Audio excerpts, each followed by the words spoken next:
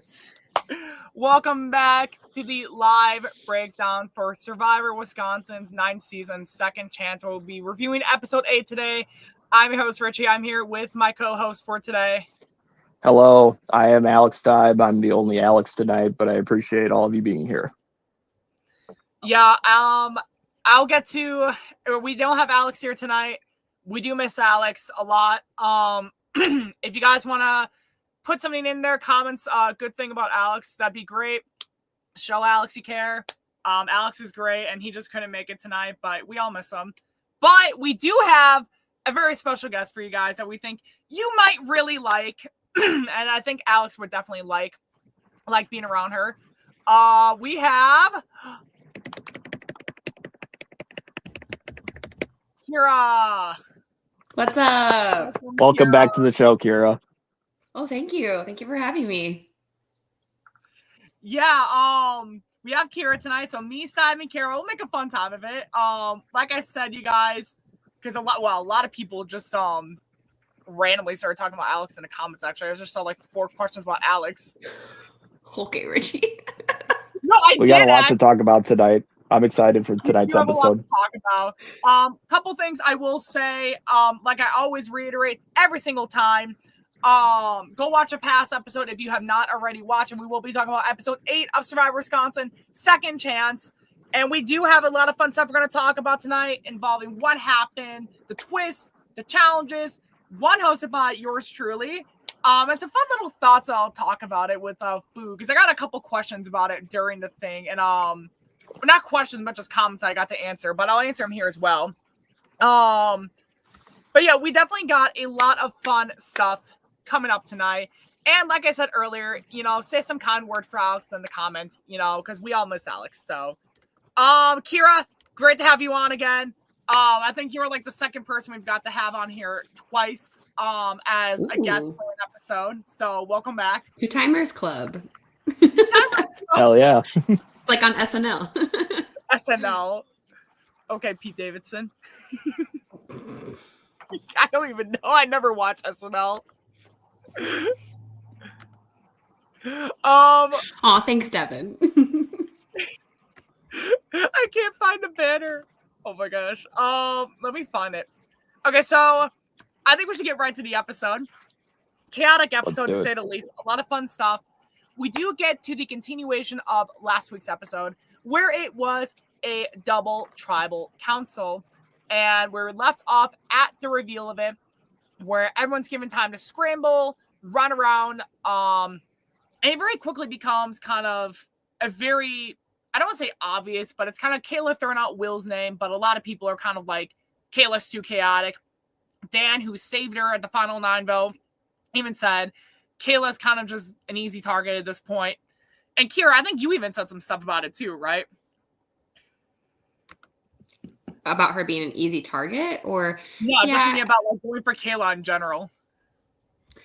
Yeah, I mean, there were definitely some conversations going on. I think like Dan was leading a lot of the like, why are we voting for Kayla?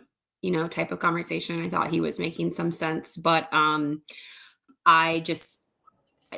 if you didn't hear me talk about this enough, I just really wanted to play with what I could like trust going forward. And there was a lot of chaos going on there. Said with the most love, because gosh, I wish she was here. Watching back, like Kayla has been so amazing and fun to watch. Like the whole time I'm like, go off queen, like seeing how she's playing compared to, her previous game. She's so fun to watch. Playing with it felt a little bit different than watching it, but I'm really proud of her watching. Right, Kayla was definitely a fun presence this season. We were trying to get Kayla on here with you tonight, get like a double Idol Queen episode, but I think Kayla had some work stuff going on tonight. But Kayla definitely had a lot of very interesting stuff throughout this entire season, from just like stirring the pot, causing chaos, and like definitely, I think that was probably something that definitely kind of drove all of you guys to go against her, right? Because at least from what I can recall. Yeah, I mean, my whole thing was like, that people are constantly like deceiving you, stirring the pot, like who's telling the truth when.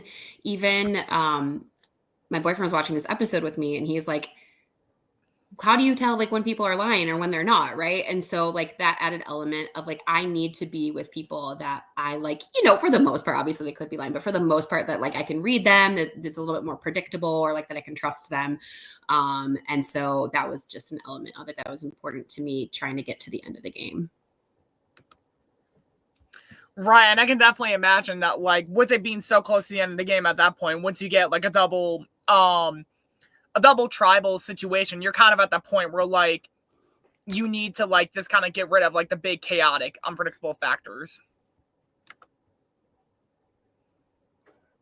Yes. Sorry, I'm reading the comments. No, you're good. That's what always happens on this. Awesome. Hi, Jamil. Happy birthday. Yeah, I was about to say Jamil's birthday today. Sorry, I was trying to interrupt you. Happy birthday. Jamil from Call vs. Chaos and Second Chance. It's his birthday today, guys. If you want to, give Jamil some good clout. A lot of fun stuff going on this week. Give your love to Alex. Give your love to Jamil. Give her love to everyone, guys. Happy birthday, Jamil. Sorry, I didn't mean to interrupt you too. Go win Blood on the Clock Tower. # Team Steib.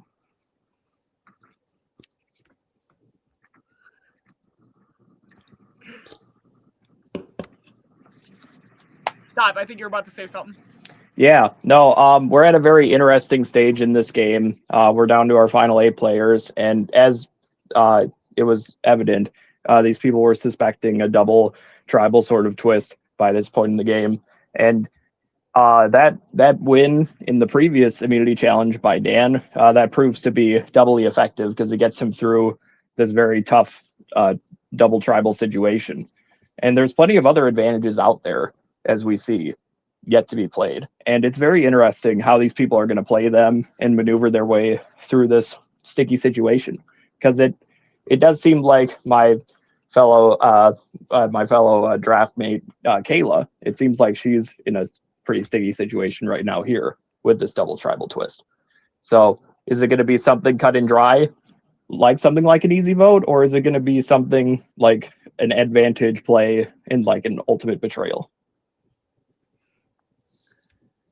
Right, and like definitely when it gets to this point in the game, like, sorry, I just saw like a funny comment. I got distracted, but like, there's a lot of very interesting elements that do go into this first vote of the episode. That even though some people would think like, yeah, it's just an obvious like who it's going to be.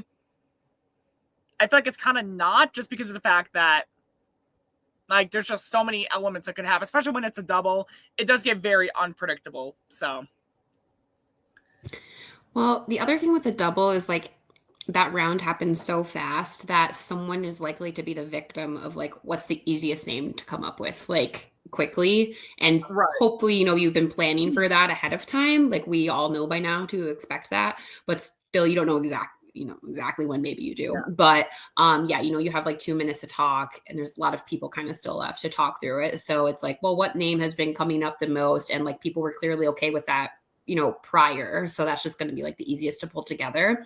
But I do think that it kind of maybe should be more of an opportunity to like, if you can grab some people quick and be like, let's do something like interesting that no one's expecting, and they won't have time to like figure it out or plot against it. So that's something that I kind of thought about that like maybe could have happened that didn't exactly. Right. Well, and like again, and I think it's kind of funny that you said it, because I think I'm like one of the only few people in our Survivor series, and maybe there's probably a lot more though I'm thinking of, but I do know in the Whitewater series and earlier Wisconsin series, we've had a lot of double tribals as well. I think I'm probably one of the few that keeps coming back that has not had to ever do like a post merge double tribal, which in itself is very chaotic. Because at least when you're into tribes, these usually, which I have been a part of, like. I think 2 actually with Midwestern, it's 2 actually. 2 pre-merge double tribals, which both in itself are very chaotic, but even then there's usually an easy target when it's on the tribes, where when you're at the merge, I don't know. But Kira, was there anything that we didn't really get to see win the episode regarding about your conversations with other people?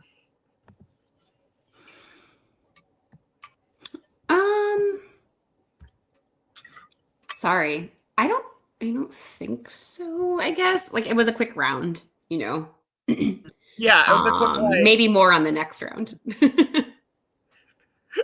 Alrighty. Steib, do you have any Anything you want to add to this before we talk about the result of the vote? No, it was a very short round. So yeah, I think we've covered practically everything there is to cover. Let's get to it. All right. Well, we're going to get to it then. So, 9th person vote out of the game.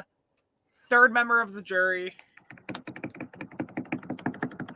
We have Kayla voted out right off the bat. And this time, it wasn't due to a blue ball.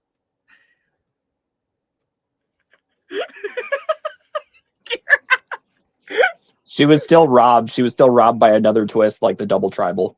Just saying. I did the way you just started laughing, Kira. But no, actually, that is what it was. It actually was a bag of balls, and I think like one of them was blue. So like, I actually can make that joke. And it's okay, Jeff Probst. No, I mean, at least not randomly referencing Metallica in the middle of a challenge or whatever it was. No, it was Foo Fighters and Heroes, Healers, and Hustlers. How do I know that? But I don't remember half of what I studied my senior year. Oh, actually, I do know the answer to that question. No, never mind. Let's move on. But yeah, Kayla does end up getting voted out here. But Kayla is definitely like a fun player. Hopefully we get to have her on at some point in the future because Kayla is just one of my personal favorites.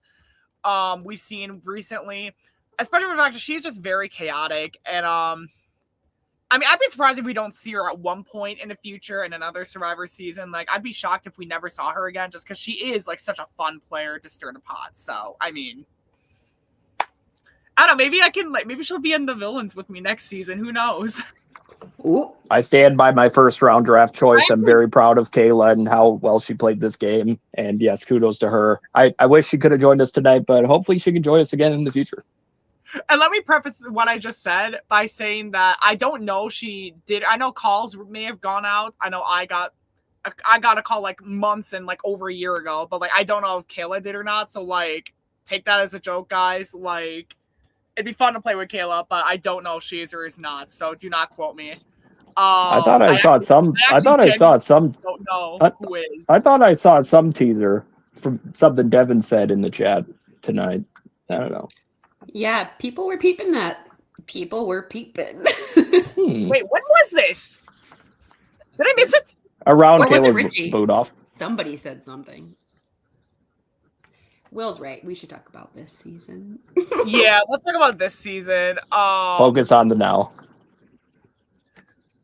Oh my gosh, actually, wait a minute. I do have to highlight this from Will. So we will be talking about our draft updates later this round because we have massive updates for those this round.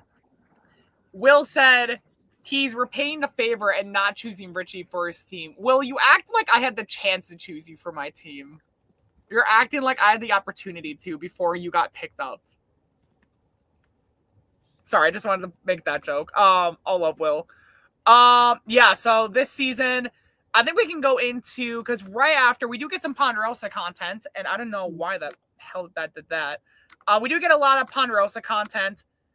Which I do think was very interesting as a whole, because we do get to see a lot of what the jury's thinking. A lot of people, I think, because Steib and Kira, maybe you can back me up here because you also watched the episode. I think that definitely a couple of them were confused with Dan and how he was kind of flipping back and forth between them, where they didn't know who he was really working with and who he wasn't. Kayla is definitely catching up on a lot of information from Nick and Dick. What are some other stuff you guys want to talk about with like the Ponderosa content from before the next challenge? Yeah, no, I really enjoyed the Ponderosa content. Was that Jamil who was filming that stuff, or was that? Yeah, do we remember who that was? I think it was Jamil. Shout out to the birthday boy Jamil. Yeah, no, we're glad we got that extra content there. Yeah, it's still early on in the stages of the merge phase, and yeah, these first boots from the jury are just trying to piece it all together. But right now, they've still got a lot more to observe and a lot more to watch, and then to think about that later. So right now, it's fun content. I'm glad it's there, but yeah, I don't really have much to say about it. Kira, do you have anything you want to say about it, or? I was kind of thinking the same thing as Steib. I do know that Dick is very concerned with figuring out his vote out, but yeah, I mean, there's 3 there now. There's more to come for them to observe and talk about. Ooh. I just sent a Ooh, comment to this person too. I actually just sent a welcome. comment. But I was listening to what you were saying, Kira. I promise was. I was sending a comment to this person who says that they're on the recommended videos. They're raised by Survivor Sucks.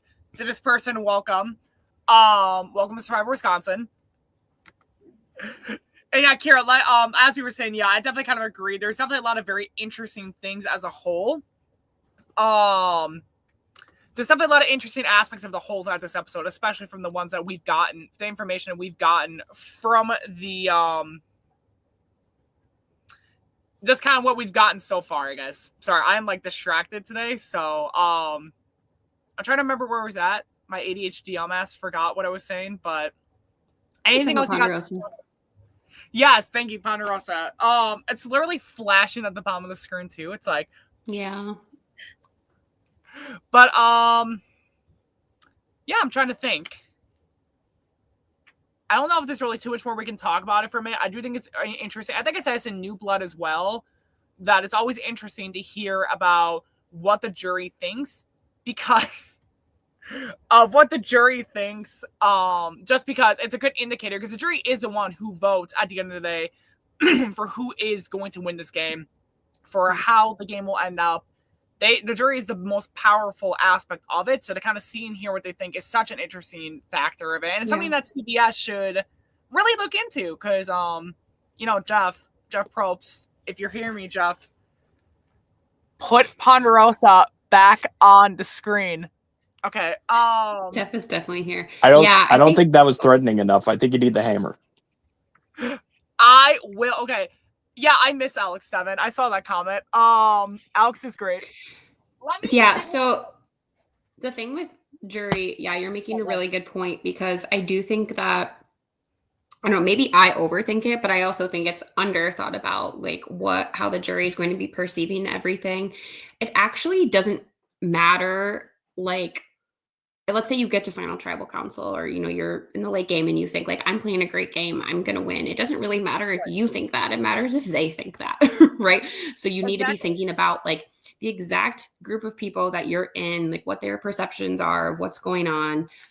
This is something that happens a lot in regular Survivor, of like debates on like, oh, the wrong person won the game or whatever. And like, I'm a very firm believer that even though Maria robbed Charlie, that the correct person always wins, because that is who that jury decided should win. And if you're in the game getting to know those people, you should know how they're perceiving the game, like what they're going to vote on, what you need to say and do to convince them to vote for you. So yeah, I mean, I think that is really cool to get these jury segments. And I think that, with the future episodes, there will be more and more to kind of glean from that.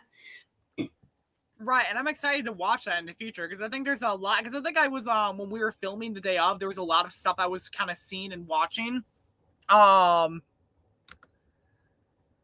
think there was a lot of stuff I was seeing and watching with the jury throughout the day. But I do think it was a very interesting thing the jury says and does, and I think now that, and we'll get to what happens with you later on, but I think the jury definitely is going to get very interesting. So. But yeah, I do definitely 100% agree with you that usually I do believe the right person usually is who the jury votes for, whether or not people agree with them as a whole or however we will rank them and our winners. Because I mean, especially after this season, I will try to do it. If someone wants to remind me, I will do a winners ranking at the end of the season. But I don't know. Yeah, Steib, do you kind of agree with this take, or how do you think of this take before we go on to the next part of this episode?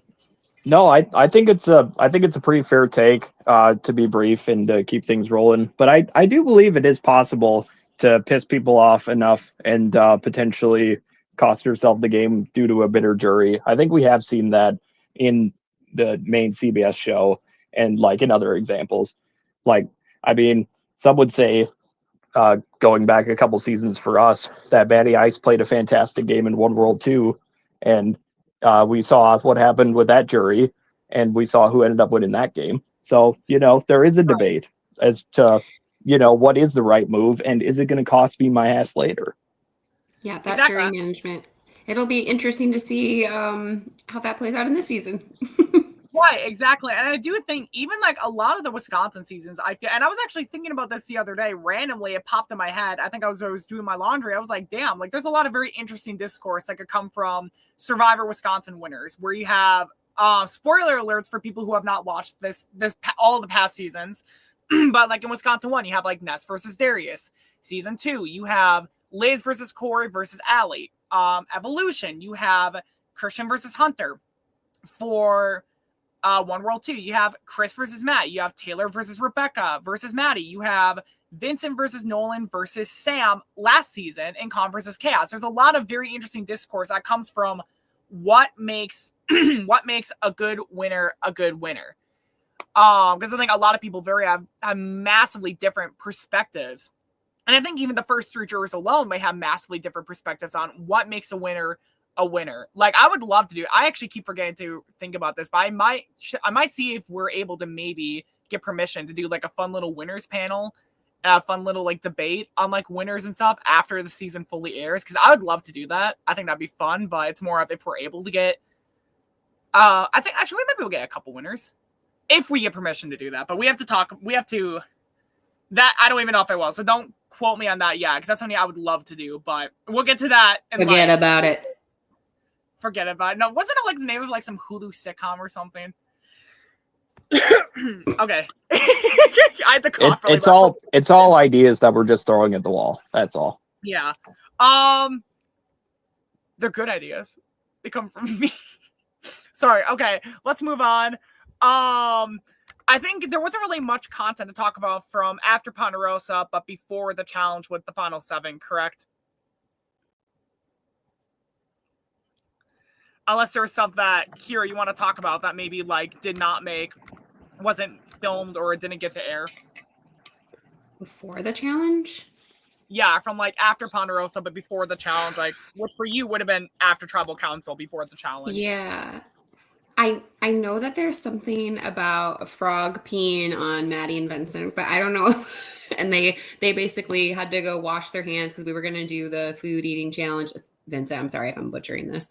You can correct me in the comments. And that they had the very important strategic convo while that happened, which, by the way, so classic of Queen Maddie to have, during the lunch break or before a challenge, these like game important strategic convos.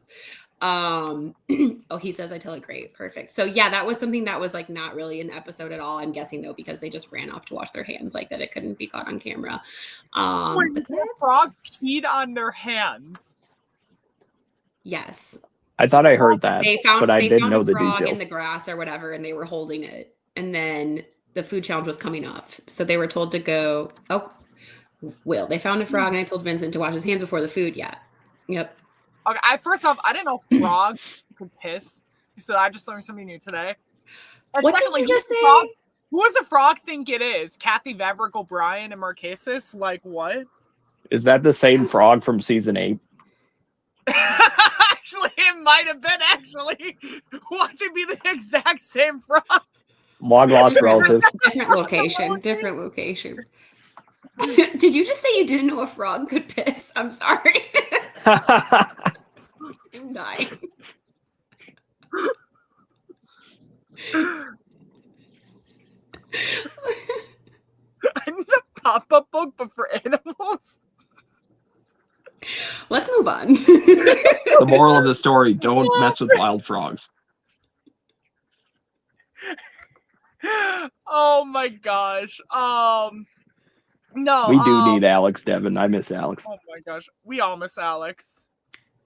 Okay, no, seriously though. Seriously, we are gonna get to the challenge though. I just wanted to make sure we talked about that in case there was stuff that we missed. So that's why we went on that. But that is really funny that we got this. So thanks for telling us, Kira, because that's something that I think I may have missed the day of, because I was actually prepping this challenge. It's a return of the food challenge where I actually got the host it. Essentially, every round, there is a new food presented to the players. They have to eat it. If they're the last one to not finish their food and show me an empty mouth, they're out. Last one standing wins immunity. And I think we had some funny moments before we reveal who wins this challenge. We had some funny moments in this challenge with Dan essentially not even being able to finish the Dan not being able to even finish the first item, which was imitation crab. And then Kira, you're just going very slowly at it. You're like, nom, nom. I have something to say about that though, because I that item or a different one. No, yeah, I had just gotten a new crown, like tooth, and I could only chew on one side of my mouth. So everyone else is like, you know, and I'm over here like. So yeah, I was a little salty about that, but it just is what it is, and there's no poor timing. Would have won through the end of that challenge anyway, watching what came up. So yeah, Devin just put a comment about that. Yeah, I'm glad to host another challenge again, you know. Devin knows my door's always open to host a Survivor season, to host, co-host another Survivor Wisconsin season. I have a lot of ideas. Who knows what we'll be hosting next? Right, I was very grateful to host that challenge. I was very ecstatic to host it, and like, yeah, no, I always love hosting. So like Survivor, it doesn't matter if it's like Survivor or a different game. Like I love hosting stuff. So like, it was so much fun to host that challenge again and kind of get like for a moment, be back in the host role for like just a moment. Like it was so much fun. But let me think. Yeah, no, we had like some other like dried, I think it was dried crickets or grasshoppers or whatever it was. Or larva, or I forgot what it was. It was like some candied larva thing that was pretty good. The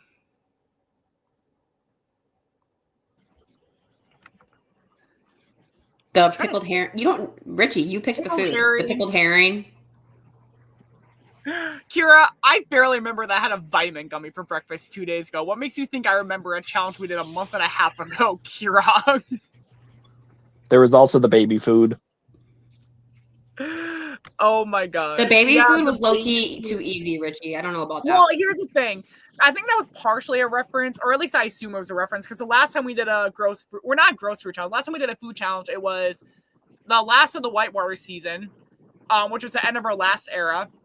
And basically, in Whitewater, we did a challenge. It was like 2 rounds after I got out, and one item was baby food. And so many people were just, the nicest word I could say was wimps. There's another word I could think of starting with the letter P that I don't think I can say on camera without getting in trouble. But Wisco won. Oh, I must have missed it, and Wisconsin won then. But I know the most popular one was in Legends, where Wisconsin or Legends, it was like baby food, and like half the group remaining dropped out because they didn't want to eat baby food. And then Kyle Show being like, I ain't no baby, I ain't eating baby food. And I'm like, I looked at Devin, word for word told him, you let me and Cody back in the game and we will demolish all that food right here, right now. Like I can't believe that. I would have eaten anything. Come on. Yeah, right? People dropped out for baby for the love food. of the game. Like, are you kidding That's me? a kitty, as Dan might say. I don't think kitty starts with a P, but okay.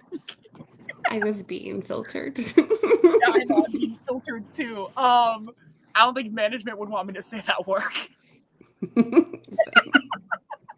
Devin's just gonna be laughing his ass off and like no, there was a lot of fun moments too. We do get the last item, which I believe it was a Serenado. I forget the word for Serrato. it. Thank you, Serrato. I thought it was Serenado. I was a comm major, not an English major, guys. Or a pepper major. That was not a pepper major. Oh, fuck me. I just fucked myself, guys. I'm never going to make it to this point, though. Let's be honest. Okay, I need to stop and move on. The Serrato pepper that was the last item. It came down to Ben and Vincent. Ben ended up winning immunity. And I think it was very fun that we got a Ben win here. I think it was definitely it was a fun challenge to kind of bring back into the mix, especially because we have not seen it in such a long time. So I was very ecstatic that we were able to kind of see this food challenge again.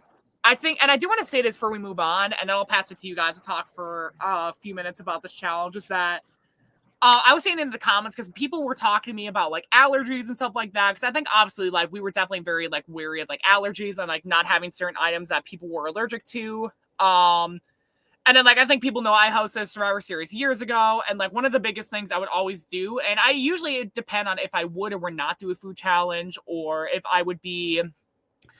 Because, like, usually back then when I'd host my Survivor Series in lieu of a lunch break, I told them to bring enough food for themselves for the entire day, and then they can eat it whenever they want.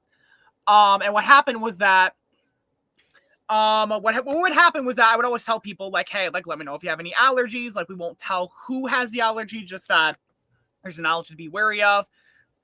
But, of course, no one usually did. But yeah, no, yeah, like people wouldn't say if they were or not, or they'd lie saying they're not allergic to anything. And then the day of, there's like, and so I'm glad I never ended up doing a food challenge up there. Because like food challenges are so much fun, but it's always the allergy part that scares me. So I'm glad we're able to pull it off the right way this time, in a way that, I shouldn't say the right way this time. I was glad we were able to pull it off in the right way, and that we were not able to like risk anything. I'm probably just blabbing on at this point. So Steib, Kira, I will pass it on to you. For talking about this. I remember the question being asked, and I put something that I was allergic to. So I like Dan's kind of future metagaming here of like, do I lie about what I'm allergic to in the future?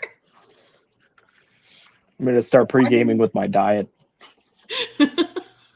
I've been pre-gaming with my diet since like New Blood, and I've dropped like almost 30 pounds. So like, I mean, like honestly, yeah, I'm. It's not a good ally. It's a bitch of an ally. Honestly, these eating competitions are so much fun, and I'm so glad Richie was able to host this, and I was able to get a few of my own quips in there during that competition. It was a very fun competition to watch and everything. And yeah, extra shout out to Dan Kitty for giving it his best in that first round. And also, I gotta say, like, as somebody on production who tends to be pretty unbiased, I saw my fellow new production member Jamil recording Dan there in that round, and it seemed like Jamil was looking a little too. He was having a little too much fun at Dan's expense. So what the hell, Jamil? I don't know. There's definitely a little bit of a rivalry there. So I do want to say I love the production comments from behind the camera. So funny. It's very entertaining. And yeah, I think overall this was a really just like cool challenge to have back. I would maybe sub the baby food with something harder, but otherwise I think it was an awesome challenge. I mean, baby food was so rough in past seasons when we had it. And I will say right now that if you guys have not watched our past seasons, like I always do like 8 times in a recap episode, if you guys have not watched our past seasons, go watch them. Go watch Legends in Wisconsin 1 if you want to look at food challenges.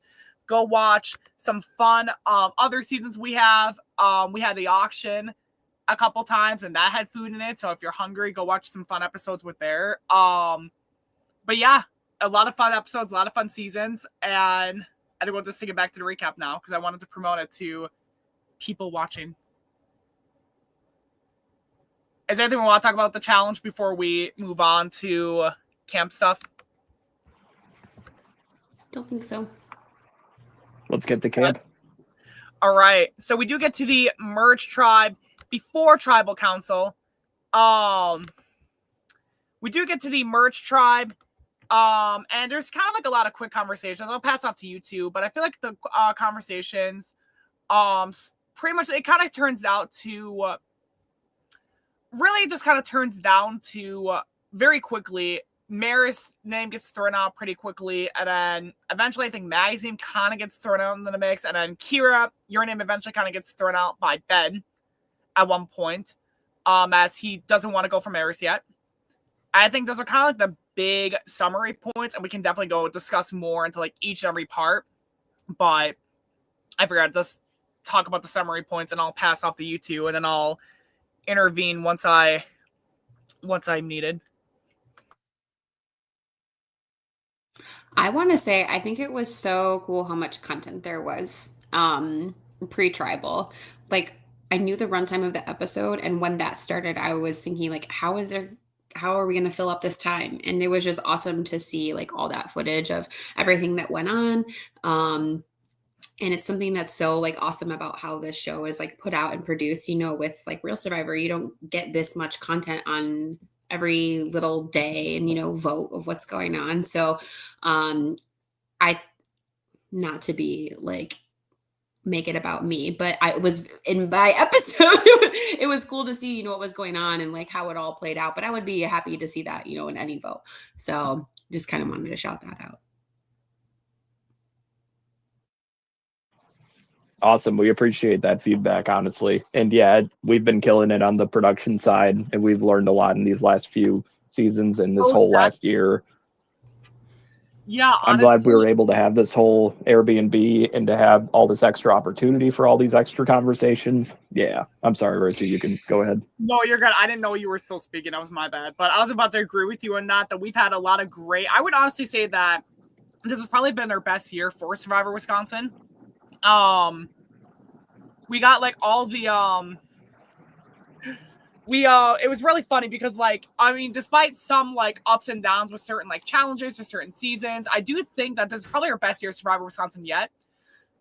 Just because of the fact that I think we've had some of our best stretches of seasons, regardless of how people may view certain seasons. I think we've had a lot of great new players who have come into the mix. We've been able to pump out a lot of really great seasons. I'm trying to think.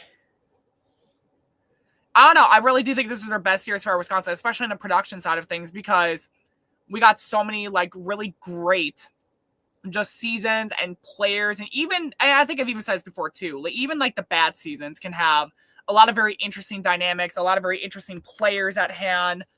And a lot of very interesting like production decisions are always worth going to depth about with every season. So like, I definitely agree with both of you guys that this is like a lot of great production stuff, especially for this season, with the Airbnb being one of my favorite locations we've ever been to, where we also went to in Cabin Fever. Don't watch that season for me, guys. Yeah,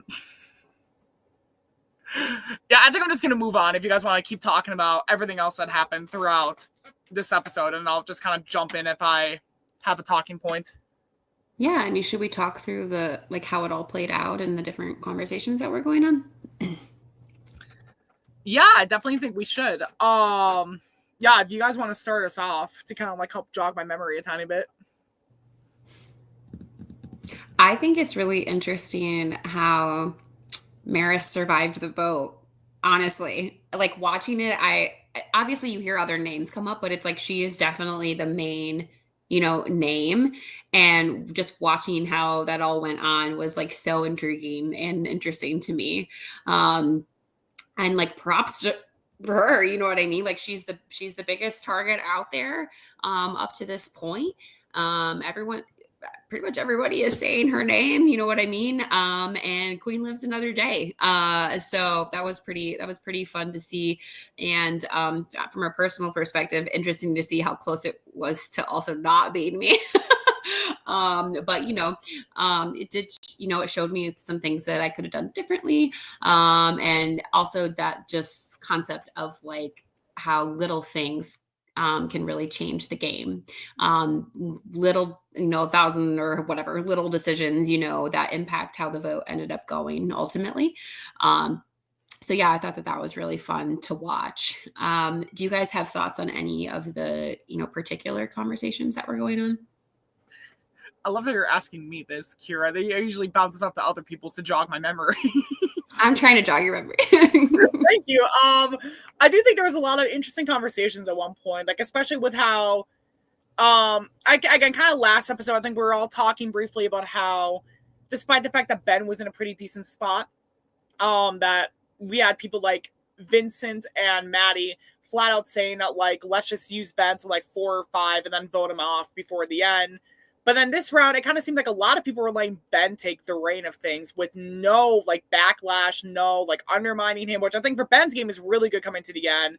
Definitely a great move on Ben's behalf as well to, I guess, keep Maris around as a shield for him, as I think he definitely saw she was definitely rising up as a bigger threat, not an equal or lesser, but as a bigger threat. So I definitely think that's a very massive pro for Ben right there.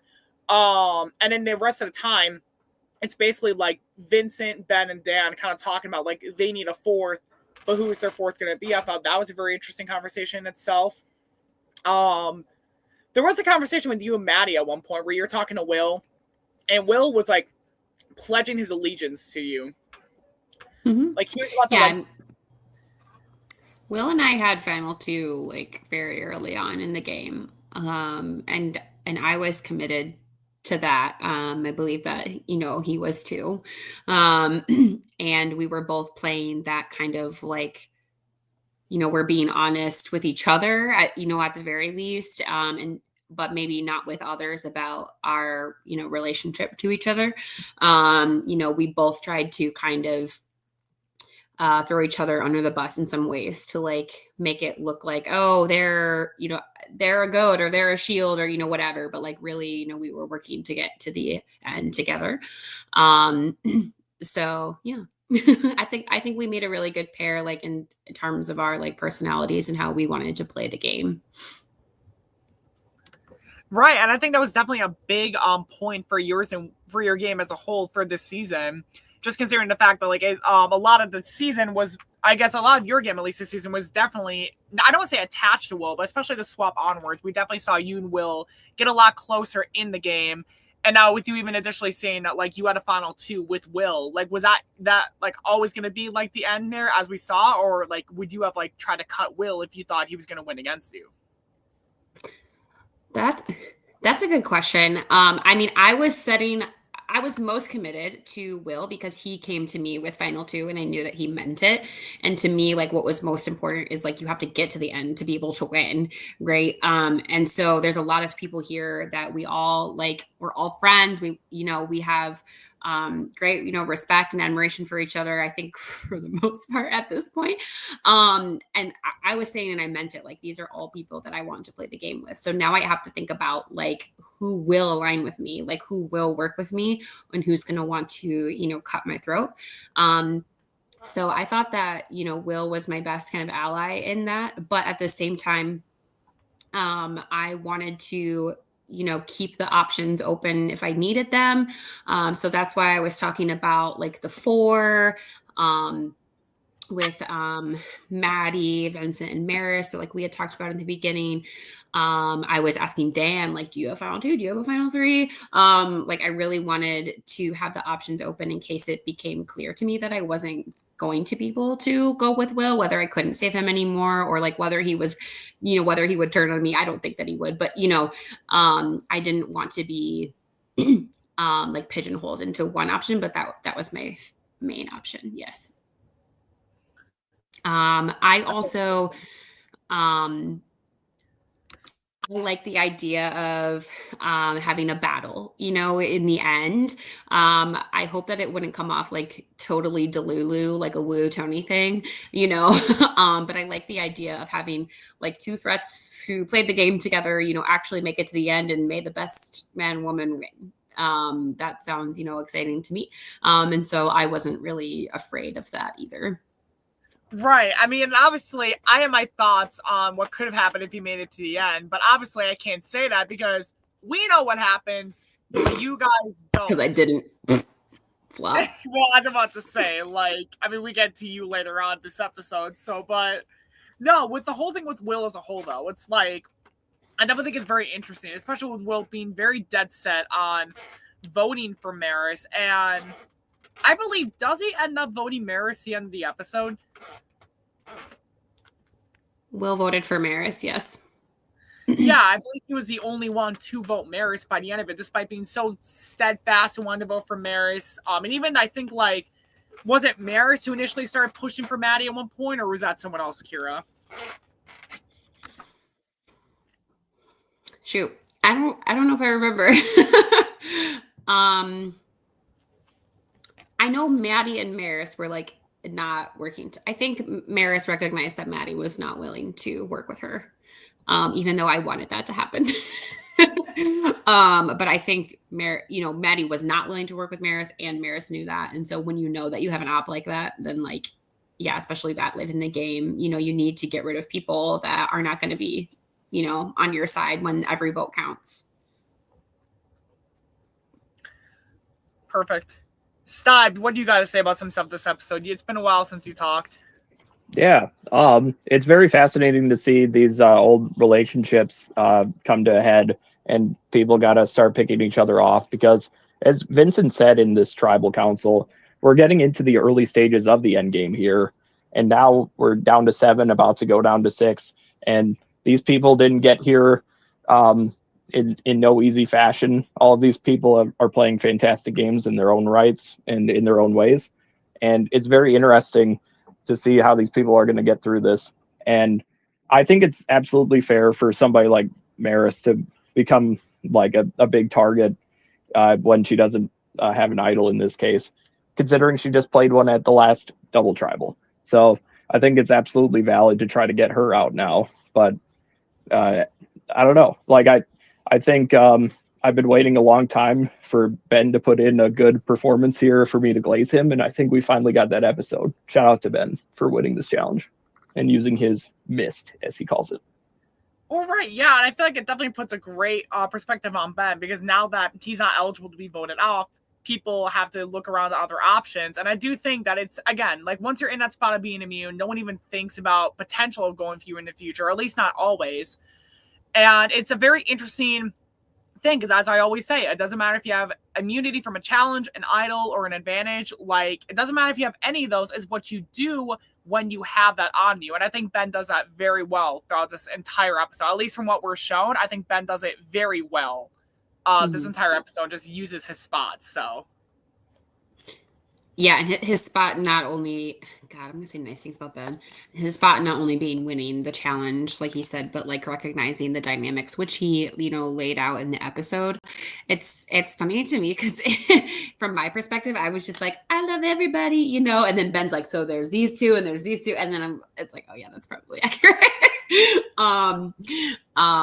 But yeah, I mean, everybody there was someone that I would have worked with, like I said. So it was just kind of picking the correct route.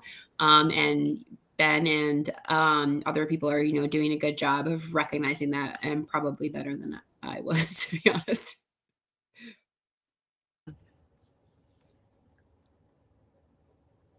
I promise I heard what you guys were saying. Yeah, I was going to comment on the Maris situation, because this is going to, you guys haven't asked, well, maybe we'll get there. I thought that Maris was the right vote from the other side. If I hate to call it that, because I didn't see it that way, but we had people voted Maddie and people voted Maris, at least what we thought, right? And from my perspective, Maris made the most sense as the vote. And that's going to lead to me not playing an idol that I have, because when Maddie stood up and played her idol, I had a quick second thought, and I even asked to Will, am I going out here? But immediately I was like, no, people are voting for Maris. Maris makes sense as the vote. I know Will is voting for Maris. Maddie, Vince, Ben, it makes sense for them to vote for Maris. And so that was just the way that I see it. And that's all with respect. I mean, she was the biggest threat in the game at that point. So props to them, and watching, Ben's thought process on why to vote me out instead of Maris, versus Vincent's thoughts on why to vote out Maris, was just really interesting to see, how they were processing that and thinking it through. I thought that they both had legitimate points. I side more, if I would have been more in Vincent's shoes. But I think that Ben made some good points that I clearly didn't think about, that anyone else was thinking about, because I would have, you know what I mean? Then I would have known. Right. Well, and of course, I mean, Kayla even said it in her X interview that hindsight's 20/20. Oh, 100%. Yeah. Yeah, obviously, and I've been in this spot more than enough times to know myself that when you get out of the game and watch it all play back, you're like, damn, I knew that, so, or I should have. So I mean, I don't know. I'm trying to think of other stuff we could talk about before we go to finish the rest of the episode. So Steib, is there anything you want to say?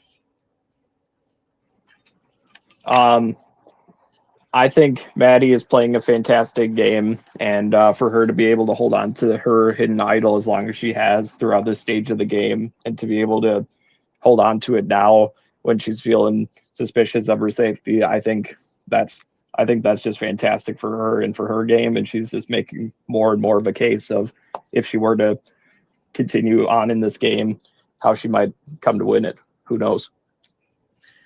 Right, yeah. And like Maddie's idol was almost, I feel like it was almost forgotten about, where like Maris has talked about for the goodwill advantage, where if I recall correctly, I believe it has the power to give another player an extra vote, but they have to like play this advantage publicly, which we'll get to that later on. And then Maddie has her idol. Were there any other like advantages or idols in the game up to this point before this tribal council? Yeah, I mean, Maris had played an idol. Ben had his pre-merge dice thing. Dick had a safety without power, I think. We know Annika went home with one. Oh yeah, Annika, what queen of going home. Iconica.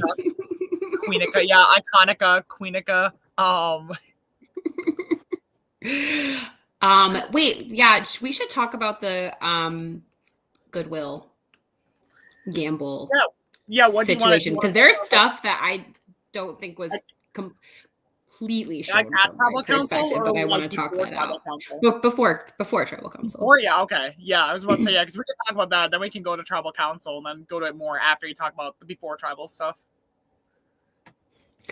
Yeah, so I mean, Maris gets this advantage that she has to decide to publicly give to someone an extra vote. And I don't remember if she loses a vote the next round, or the person who she gave it to loses a vote. I don't recall that part, but it is a very interesting, I'm going to call it disadvantage. And I want to call back to the auction. I personally was very adamant on not bidding for the advantages or the hidden things in the auction. I think foreshadowed maybe, like, I didn't want to have an advantage that everybody knew about, saw me spend my money to get, would ask me what it was, that I would have to go and tell everybody, and then I would have to use it because everybody knows I have it, and then like I'm a target because I have an advantage and we have to get out of the game. Like I didn't want to deal with any of that. And then with this advantage comes this interesting decision of like, you have to very publicly attach yourself to someone. And you see the conversations with like Maris and Dan and myself of like, Dan's like, in confessional, he's like, I don't want to get that because I don't want to reveal that we're working together. And then I'm to Maris like, I don't want to use that. I don't want to be part of a like public advantage play right now. Like it's, you know what I mean? But she has to use it. And so then you have this decision of like, do you work with your ally or do you kind of let them, flop? So I think that put all of us in a very interesting position. But yeah, did you guys have any thoughts on that advantage? Like just watching it? As the advantage as a whole, I definitely think it's very interesting. I don't know. I just think it was very interesting as a whole. Just with how everything played out with it, and especially just the advantage in general, because I think this is a new advantage in our Survivor series, at least. And I've always been a big proponent of like keeping things fresh, always introducing like new things to always keep the game fresh. And that's even something I tried to do when I was hosting a few seasons back. But this advantage definitely is interesting because not only does it kind of force you to publicly kind of say who you want to work with, which could help you or bite you in the ass, depending on the dynamics of the tribe as a whole. But I do think this advantage also is a very dicey one as well, because as we even see later on, the person could just use both votes against you if come down to it. Exactly. If I was like looking the outside in, I would say like the best time to use this advantage is if you have immunity of some sort during this time, just because then they can't vote you out or get rid of you during this time. But I mean, I think it's all definitely subjective to the player and the game they're playing at hand. So she had to use it though, otherwise she would have lost a vote, and so right. it Well, I like just meant in forced the general about hand. having this advantage. Yeah. I think it's funny how you see Dan and I both being like Dan's like, maybe Kira should have it. And then I'm like, maybe I shouldn't have it. Like we're both you know, I just thought that had some funny interactions. And I was really trying to be like, this puts me in a difficult spot, wow, of I'm not trying to say like that I don't want to work with Maris. I'm not trying to say that I want to let, you know, this work against her. I'm trying to say that like I specifically have had this whole game a very intent strategy on not being flashy with advantages. That was very important to me. And this put me in quite a spot of like, if I turn Maris down right now, she's going to think that I don't trust her or that I don't want to be aligned with her publicly or, you know, whatever, but really it doesn't have anything to do with that. It just has to do with, you know, the strategy that I was really intent on executing in this game. But yeah, I mean, then you see Dan have the same thoughts. So I think it was a disadvantage, but I think that it was compelling to add into the game. I love that answer. It's great, Kira. Thank you. Steib, what else do you think about this before we go to Tribal Council? I think we should highlight. Oh, you already did. This comment by Maris about debating potentially giving this advantage to either Dan or Kira. And Kira, I wonder what your thoughts are on that. Do you think like maybe if you would have been handed something like this by Maris, do you think you could have ended up betraying her? I don't know. Yeah, this is funny because I don't want to say too much. I felt like that Maris was maybe incorrectly trusting Dan over me. I'll leave it at that right now because I wouldn't have betrayed her with it. I don't think. I mean, I guess it's hard to say because she didn't give it to me, but that wasn't where my head was going when we were discussing it. And Dan did have that thought. So, and not that he did it, he didn't do it, but the thought crossed his mind, you know. Oh yeah, absolutely. And how could it not? Yeah, they don't call it the gamble for nothing. Survivor 50. That's funny. I mean, I don't want to spoil future episodes. I mean, Kira, you'd be a better pick for Survivor 50 than like half the people they ended up picking. So I mean, I'd be the Tiffany Nicole Irvin of Survivor 50. That's so true. I'd be the like, why is she on here? She gets 7th place. No, for me, that pick is like Ozzy for me because it's like, why do we need to see Ozzy for like no shade to Ozzy, but like why do we need to see Ozzy for a 5th time? Why do we need to see Colby for a 4th time? Why do we need fucking who else? Jonathan for a 2nd time? Like, I mean, Maris said an interesting comment. I'm looking at it right now. Yeah, this is really interesting comment.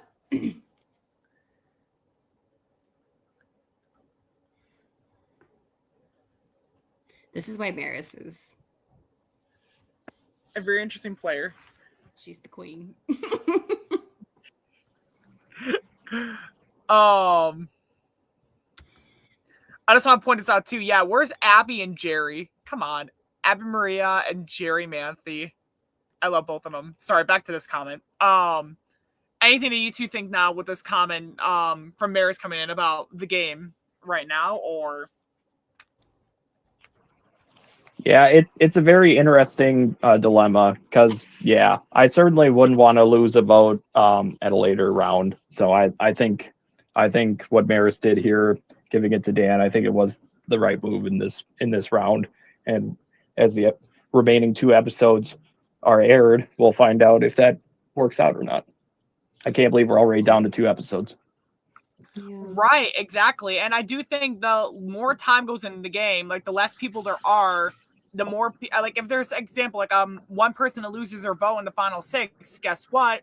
That goes from a majority of 4 and 6 to majority of 3 and 5 at that point, because then that 6th person doesn't have their vote. So like having your vote is a very important thing in this game. It's something that Jeff Probst needs a reminder of, but that's just my opinion. Watch Jeff Probst be watching this. I swear to God. Is there anything anything big that you guys want to talk about before we go into tribal, or? I think we covered a lot about the advantages and about the perceptions of everybody. And hey, Alex is in the chat. What up, Alex? Good to see you, man. No, I think we covered everything pre-tribal. I think we're ready to get to the actual tribal council. Oh yeah, go ahead. I'll save it. Yeah, no, you can say it, Kira. No, I think I should save it for the tribal. Sorry. Okay. We do get to tribal council, and I think that we definitely have somewhat of an interesting tribal council by the end of it, but I do think there's a lot of other stuff we'll talk about beforehand, whereas people are talking and asking questions again, a lot of whispering going on, especially between Ben and Dan. I was filming before the voting stuff. I tried to get a little bit of the jury's reaction stuff at the start and at the end. I definitely think it was very interesting how there wasn't really a lot of reactions from the juries. Oh, Alex is hopefully going to be on for a little bit more. Sorry, I just saw it from Alex. But Alex is commenting here at least tonight. So, we miss you, Alex. And we'll talk about the big thing at right before voting that we'll definitely get into. But Kira, Steib, what did you guys think about this tribal council?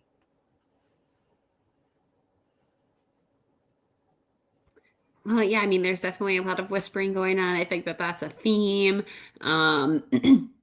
It was funny watching it that I was like, maybe I should have noticed who was whispering with who. But the thing is, like, everybody's talking to everybody at some point. And so it is hard to discern between, like, what is a conversation that is like, oh, no, they're off talking, that's dangerous. And what's like, well, everybody's just going to talk to everybody because we kind of have to,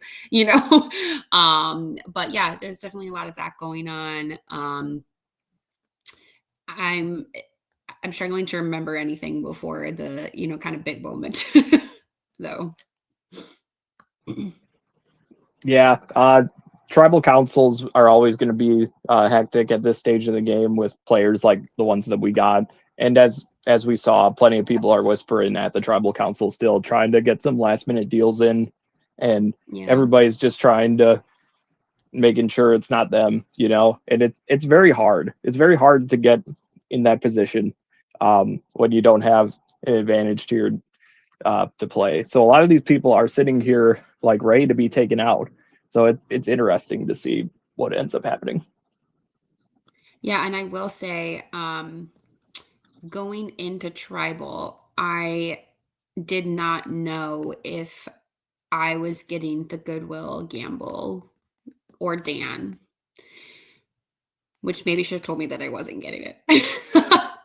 But that was a big moment for me that I had to process very quickly of like, because the last conversation that I had with Maris was like, yeah, I don't want to, and here's why, but like, I'll do it if you need me to, type of thing. Right. And so I had to very quickly process like, okay, Dan just got that. Like what is happening? Because I knew that Dan was trying to say that I should get it as well. So just to note, there's conversations going on there clearly, between the two of them that I don't know about at that point. We're kind of being grouped as a 3, I think, at this point, but I think that they're, talking more one-on-one.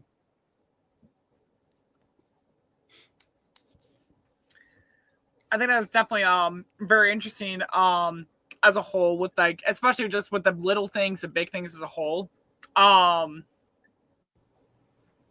Anything else you guys want to talk about before we get to like quick, like briefly going through the big thing again and go into the votes? Or yeah, let's get to the results. Yeah, so Kira, you look like you want to say something. You look like you were making a face on Maya, and I was like, do you want to say something? No, please go ahead. Okay, no, you were this whole like, and like your screen froze, and I was like, oh shit, does she want to say something? Okay, you're good. I didn't want to. I just want to make sure. Yeah. So before the votes are cast, Maris plays her goodwill advantage on Dan, meaning Dan gets to vote twice. And I do think this is a whole very interesting. Your fans are speaking, Kira. They want you to speak on this too. With Maris playing her goodwill advantage on Dan publicly. If there's something you want to say about that, I did already. Should have let her know, Maris. What the hell? I mean, that it threw me off, but then I was thinking like later, I guess, like I should have known, like she never like confirmed that she was giving it to me. You know what I mean? But that did it threw me off in the moment, but I guess not enough to adjust my actions later in tribal. What a comment from updates. Oh my lord. Sorry, these comments are great. I want these update accounts for like mean heroes versus villains. Like, even if I'm out like first or second, I would love that just because I think it'd be so funny. Fun fact, I had someone who tried to prank call me, and they were all like, I seen you on Survivor Whitewater, and I could hear him snickering in the background, and I'm like, joke's on you. I still got a fan call, and you guys didn't, so... No, yeah. so just the update account reminds me of just that prank call right there. So it's just, I love it. It's so funny. I'm trying to think. Anything we really want to talk about before we get to the results of the vote, or... We're all characters here, and it's good to have fans of the characters. So yeah, no, let's keep on rolling with the tribal council. Kira, anything you want to say? Mm-mm. Oh, thank you, Dan. So we do get the tribal council, the votes being read out. I love the music that was going on. It definitely reminded me of like the White Lotus, almost is what it reminded me of. And like, I love that show. Do I think Mike White should have been on 50? No, I think he would have been better in a second chance season. But I do love that Mike White made the White Lotus. But that's besides the point. We do have Maddie playing her idol that she's had since the beginning that Moi got on camera when her finding it at the very start. Maddie plays her idol, negates, I believe it was 4 votes against her, I believe. Was it 4? Or was it 3? I believe it was 4, right? 4, 2, 1. Yep. Yeah, so Maddie negates 4 votes. And then by a remaining 2-1 vote, 10-person vote out of the game, 4th member of our jury is Kira. Who, me? Shocker. Oh, the chat said it's 5-2-1. We don't know what's going on. 5-2-1. Oh, it's right. Because of Dan's extra vote. Oh, because of the extra vote. I'm like, there's 7 people. Guys, I was not a math major. Do not penalize this on me. I was like, 5-2-1 is 8, though. I was so confused too, and I was like, oh, wait a minute. No, anyways, jokes aside, there was a pretty big moment. It was a pretty big moment, and it leads to Kira going out with an idol in your pocket, Kira. Not my pocket. That's not where it was. Whoa. Yeah, it was somewhere. I wasn't gonna mention that, but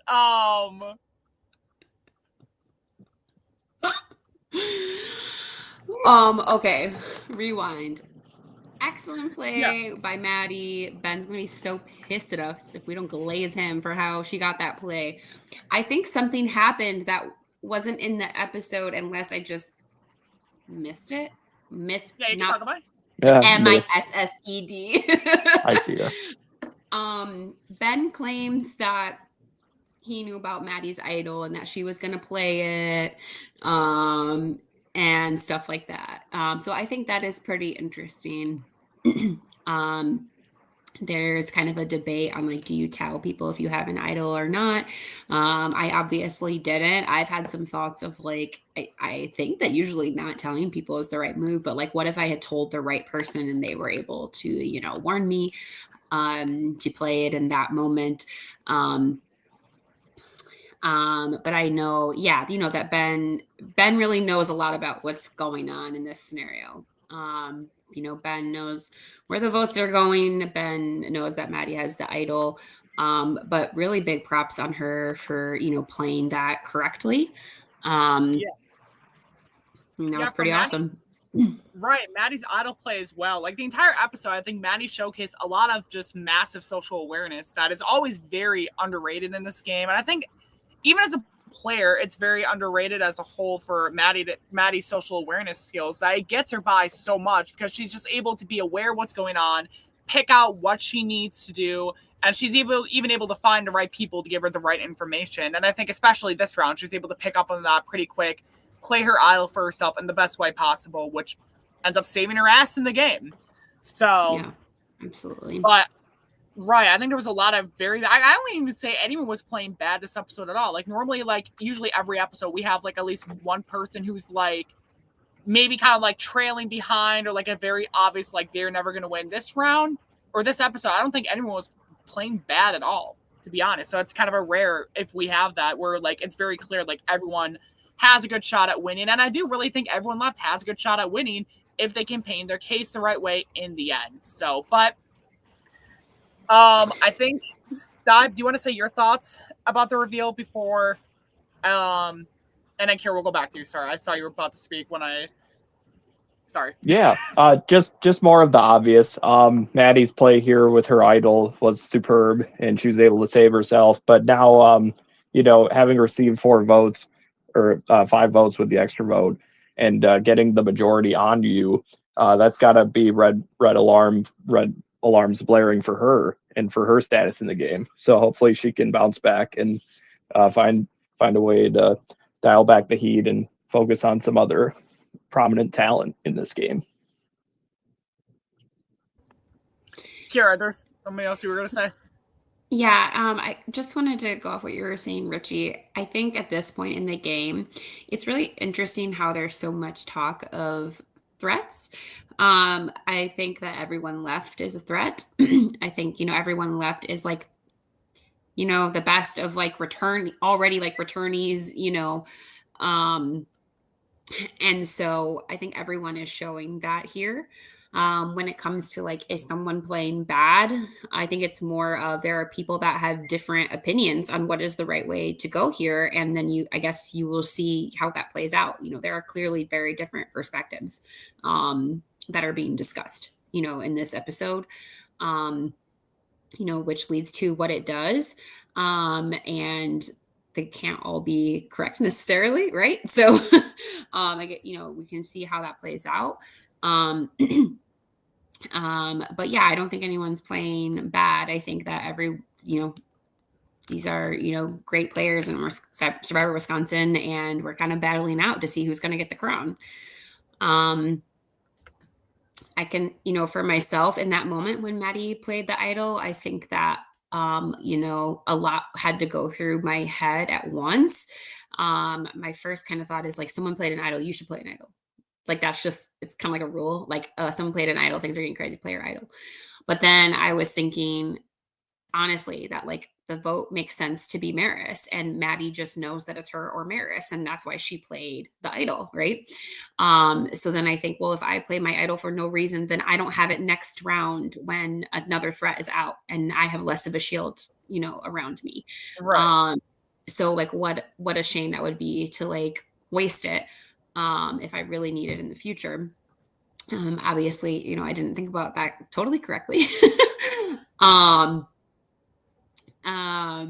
that's just, what was going through my head. I mean, I asked Will if the votes were on me. So like, there was such little time to like process all of that. And I have to continue to say major props to Maddie, because no one, like, I didn't prepare for that scenario because I didn't know that was coming. So yeah, it was a very interesting like minute. Right. And then I will point this out here too, because I almost forgot to mention this, that there was a new idol hidden inside the voting box at Tribal Council, of which, and clearly in your exit interview, we did speak on that. I told you about it, and you were like, because you said you looked everywhere around there, you put your head down. I did. Like, oh, damn, like, you did me so dirty in that exit interview. Why do you think I put it there? Why? I didn't put I it can't there. believe that. What do you mean? I didn't put it there. I was a messenger. I am not the messenger. I said I'm surprised you told her. I was given permission to, so. I was actually Yeah, no, Yes. that's Yeah. So, sorry. A little inside baseball. I'm voted out, and I start walking towards the downstairs where Ponderosa is, and Christian says to me, "You're gonna be so upset. Just go. I Just do go. You'll remember find that. out." I do um, remember him saying that. Yeah. I am not joking, and this is probably embarrassing. I like dug through that. I moved the papers around. I dug through that thing. I do think that from where Christian was sitting, it was more easy to see maybe from like our angle, but I literally moved stuff around. Like it's so, oh my God, what could have been, yeah, what could have been. But at the same time, and like I don't need to totally like beat the dead horse because I said this in my like confessionals and exit, but I was really hell bent on not playing with advantages throughout the game. And my reason for that was, that's what my previous game had been like play an idol, like get voted out. And I think that like managing your threat level and managing like a way to get to the end while still being a good player who like deserves the win is really delicate to balance. But it's a second chance season, right? And like I didn't want to play the game the exact same way and have the same result. I wanted to evolve my game and have some self-awareness of oh my God, have some self-awareness about maybe what I did wrong, the previous game. And so I was really intent on playing more socially and strategically in a way to maneuver around, like not being like, oh, I'm winning challenges, I'm playing idols.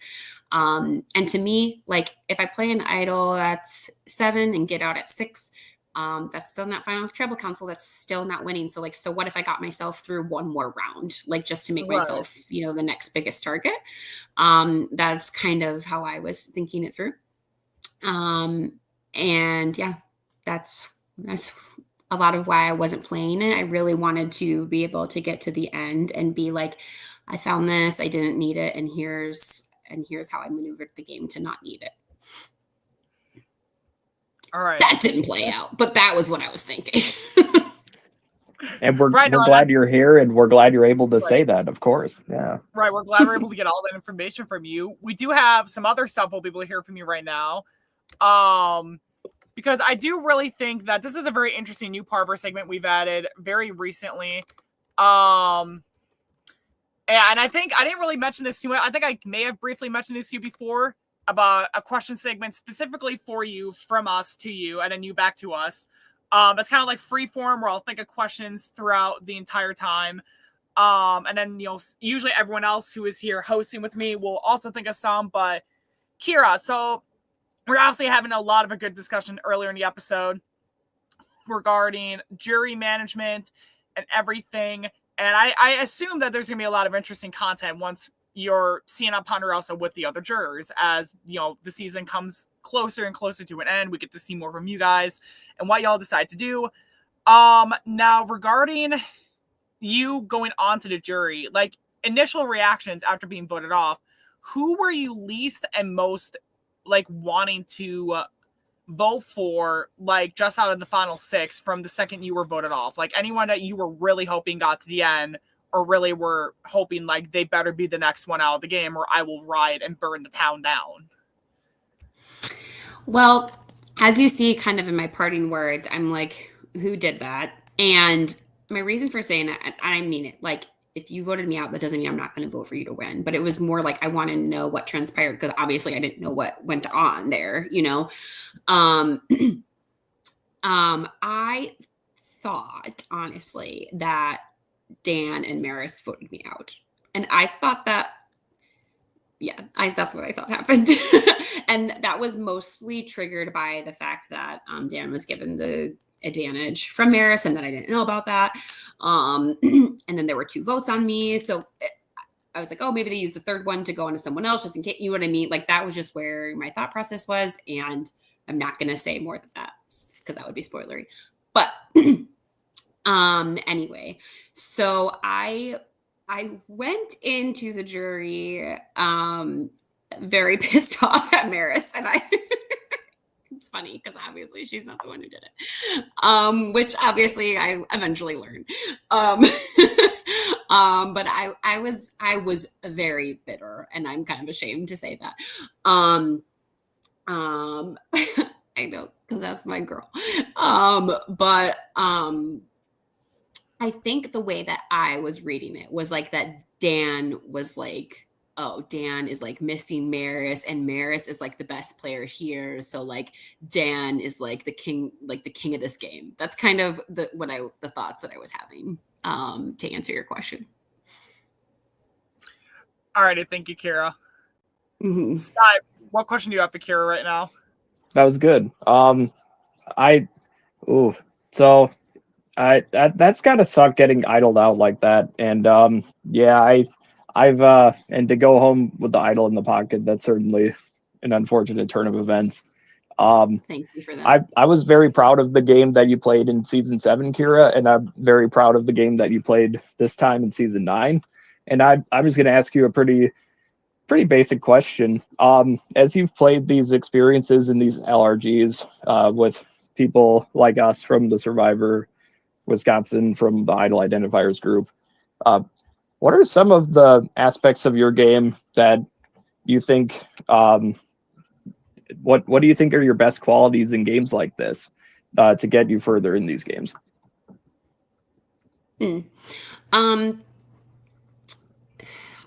I always say this, but there's something important from my career that I think I bring into the games,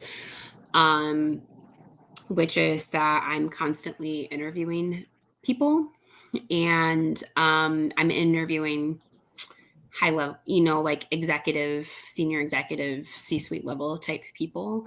And I really have to get to the bottom of their intentions. And I just very strategically, when I interview people, I try to be very personal and like disarm them and get them to say, people come into interviews like prepared to be, scripted and like put their best self on and like give the correct answers. And I really try to be like, I'm like sitting having a beer with this person and see what I can get them to say and see, is this person like a really good fit for our team and our organization? And so I think that like being like personable and approachable with people, and then like while secretly getting them to reveal some things maybe they shouldn't say, it's kind of conniving, it sounds, but I really have, though. I've gotten people to like, I've been talking to them for an hour, and it's not I don't have questions printed out that I'm like reading off a script. Like I'm just talking to them. Real talk, and like an hour in, they say something so off the wall that I'm like, oh my God, like I can't believe someone just said that like in an interview. And so I think that is a kind of skill and strategy and those kind of conversations I can bring into a game like this. Sorry, I was reading Ben's comment. Does that answer your question? Sorry, Absolutely, and that was a fantastic answer. And yeah, I believe in playing similarly and trying to keep it real and trying to keep it personable like that. So yes, fantastic. Thank you. Yeah. Am I supposed to ask you a question? I was muted. My dumbass did it again. Yeah. Do you have any questions for me and Steib that you want to ask us regarding anything up to this point in this season, or any of our past seasons, or anything you want to ask about? Can I take a quick break and come back? Sorry. Yeah, I think that's fine. If you need to turn off your camera, you're totally good for a second. Yeah, and then she'll be back. She'll be back in a moment. I think she was texting me some like technical difficulties, but she'll be back in just a moment. There's a nice comment that Devin said. Yeah, we should pull that back up. Yeah, Kira will be back in a second, guys. You can hear us riff-raff. And again, as I always say, go watch our past seasons. Go watch all of our past seasons, all of our fun content. I think I was telling NYNY in the chat. I don't know if I said that right or if it's Nine. I can't talk. I definitely always recommend starting from the beginning all the way back in the Whitewater era of Heroes versus Villains, and then going all the way to the end of our current Wisconsin seasons. Not only do you get a production evolution, you get an evolution from a lot of very interesting players, such as myself, Steib, Alex, who is not here tonight, but you do get an interesting evolution from him as a player. You get evolution from great legends like Christian and Hunter, Kathy, Brienne, Devin. A lot of really great arcs throughout all of the seasons as a whole. So, and we got even more arcs on the way in these last few seasons with all these people that we've gotten to know in this short year. Yeah, no, exactly. Yeah, we got a lot of very fun arcs. I know next year, I will say this now, actually, while we're waiting for Kira to come back, to finish up this segment before we go to the next one, that we do have. Oh, here she is. I'll finish what I was saying, then we'll finish off this segment, Kira. That we do have we do have a lot of very fun stuff coming up next year. Beginning of next month, January 1st, 2026, applications for seasons 11 and 12 will reopen. So there's going to be a lot of very, very fun stuff coming up. So, yeah. Kira, do you have any questions you want to ask us? What is your perception so far of, like, to me, something that was really interesting is, like, this is a second chance theme. And that was really important in my head. I'm talking about, like, I wanted to evolve my game. I wanted to be, like, self-aware of the previous game I played. I didn't want to play the same game. And we're all here for some kind of, like, redemption. So I guess at this point in the game, how are you viewing people's second chance? Like, do you think that you see anyone who has, like, improved or, like, evolved the most? Or just like from how we were thinking in the That's moment, a good one. or from the previous, how you were thinking in the moment. Yeah. Okay, wow, this is hard because I feel like my opinions have changed massively since. Or no, it's just I don't want you to spoil anything, but No, yeah, well, I'm not going to spoil anything. No, of course. We'll keep it vague to an extent up to the final 6. I do think it's fair to say I believe Will got he may have gotten the best use out of his second chance. And admittedly, Will was voted out 5th before the comeback challenge. So Will was able to win their way back into the game and make the most of this jury so far and to hang in there. So as far as, like, improvements, I think Will could be most improved. I don't know, because, like, I did believe that Vincent and Maddie would be, like, 2 of the biggest threats going into this season, considering their individual top 3 placements in their adjacent seasons. But I just more of the same fantastic gameplay from them that we saw in their first seasons. It seems like a lot of people are taking this opportunity at a second chance to right some wrongs, and a lot of people are just continuing their fantastic gameplay. Yeah, to answer that question, I definitely think that at least when I was, because I am going to answer from how I thought the day of. Maddie, I think, played a phenomenal game early on, whereas last time, my biggest worry for her coming into this season was, is Maddie going to be viewed with, like, respect, and are people going to listen to her and work with her, or they're just going to see her as a weak link and take her out immediately? And luckily, it was the former and not the latter for Maddie. I think she did a lot of great work early on, as I think you've probably heard me say in previous live streams. I think Vincent was definitely improving a lot and kind of making sure he was sticking out a little bit more, whereas last season, people would talk about how he was so closely aligned to Nolan's game that borderline, they were talking about, like, Vince and Nolan being very similar, to the point where Vince, up to this point, was seemingly being, like, a higher contender for me. I definitely like how you were wanting to play without utilizing too many idols and advantages. Because obviously, it's like I always say, it's what you do with them. It's not only having them. And if you just have the perception of being the one to always use them, that could definitely, like, have an impact on the perception from the jurors. I definitely like that aspect you threw in. And I think we were talking about that a couple weeks after the game as well. Had finished filming. I'm trying to remember all my perspectives on people, because it's like, I think in this exact moment in filming, while filming, I think the 2 frontrunners I saw at this current time were Maris and Maddie. I think were two of the front runners I saw at this current moment, with Vince being right up there with them. Because right now, Will was the only one to vote for Maris. So, like, I remember coming out of your vote off being like, uh-oh, like, what's about to happen to Will now? Because Kira and Will were very closely aligned. But Dan's doing, how have I made the joke? Dan's doing okay. I love making that joke just to see if he responds in the comments. But, like, he didn't appear to be doing too good in this episode with the imitation crab, but no, Dan's doing just fine. He is also another one of those for the most improved. Yes. You guys are crazy. I think that everyone is playing at a high level, and it is one of those things that's like something that maybe I need to improve on. And I'm watching the game back, and I'm like, everyone is playing like top tier, and they're playing better than before. You know what? Like, and it's, you don't see all of it in the game because you're not in every conversation, you know? So for me, it's so fun to watch back and just see everyone like on this level.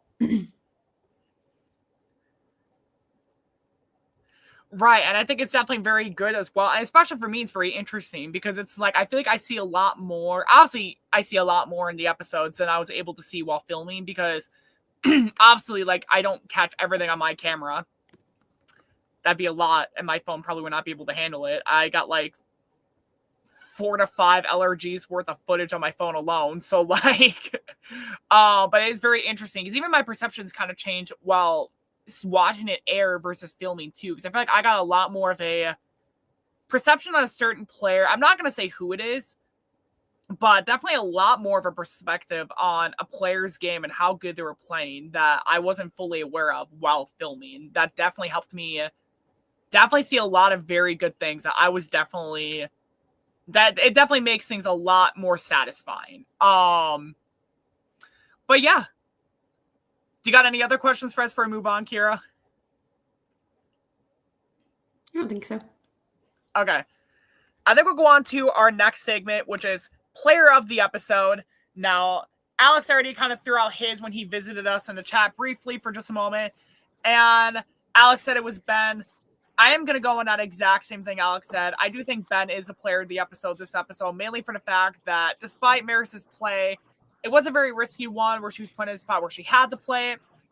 But I think the other part of it for me is that Ben, this is probably the episode where Ben didn't really seem to have a lot of, it didn't seem like Ben had a lot of traction against him, whereas other episodes, there was seemingly traction against him, but like Ben was playing, I think Ben is probably one of Ben's better episodes alongside episode 2, where not only is there no pushback against Ben, but Ben has put himself in a really good spot with shields in front of him. Everyone who's not being used as a shield wants to work with Ben. And I think Ben's starting to line himself up for a really phenomenal endgame. So I do think it's a very, very, I think it's a very good game he's playing this entire episode. So my player of the episode is Ben.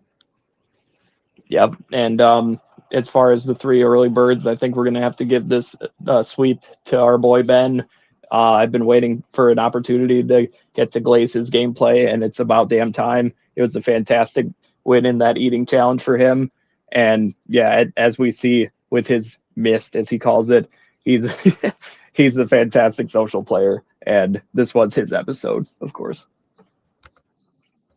Kira.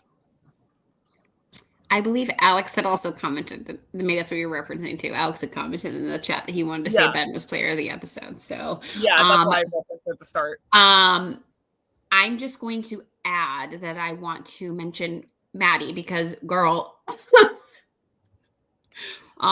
she knew what was going on. She knew that she needed to play that thing. It is harder to know than it seems, you know what I mean? Having the idol isn't good enough. You have to know when to hold on to it and when to use it, who to tell and not tell about it. She totally ate that. So I just want to make sure that she gets a shout out. All right, cool. So what I'm hearing is you got Maddie, Kira, and then me and Steib and Alex took for Ben. Fantastic.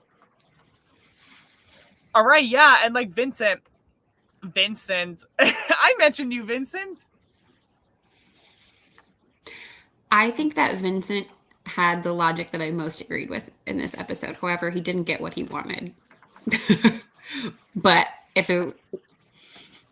If he was talking to me and I wasn't involved in the scenario and we were working together on that, I think I would have agreed with his logic.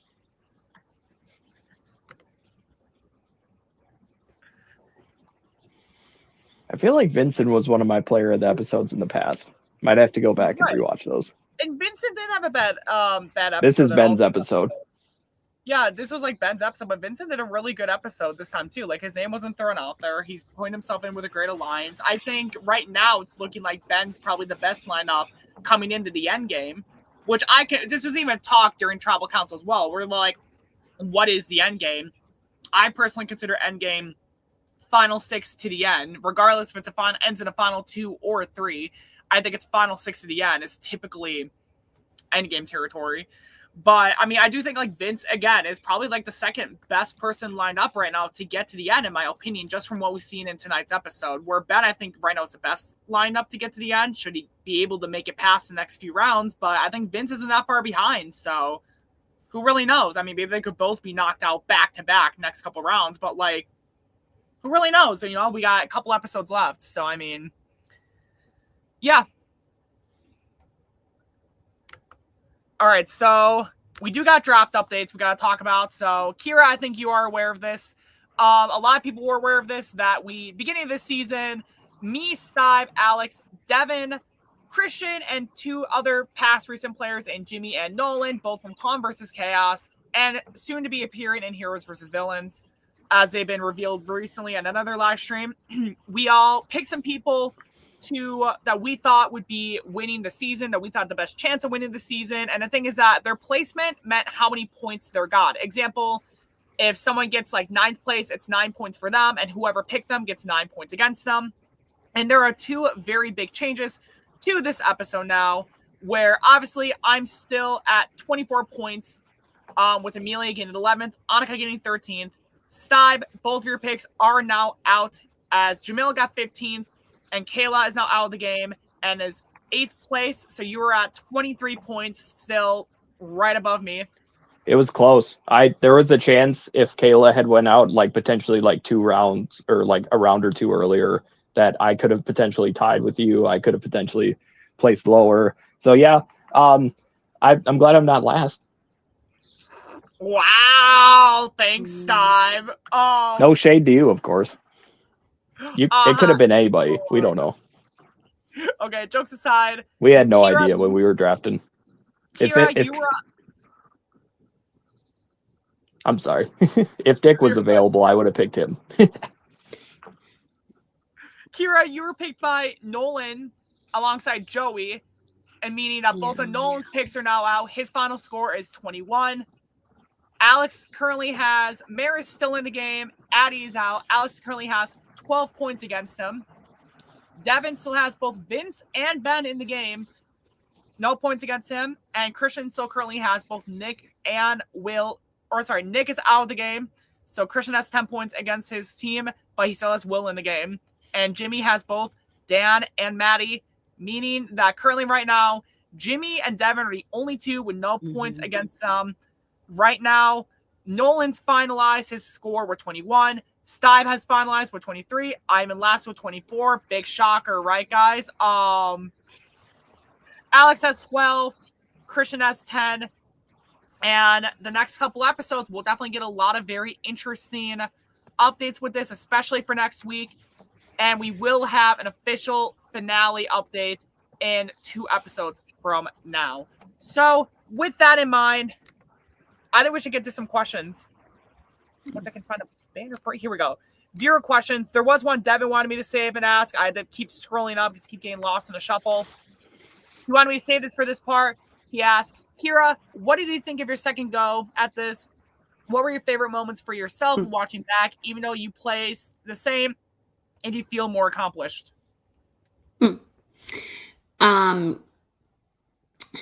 Yeah, favorite moments. I mean, gotta be the idol find. I was very proud of myself in the moment. It was such a fun scenario. I really didn't sleep most of the night.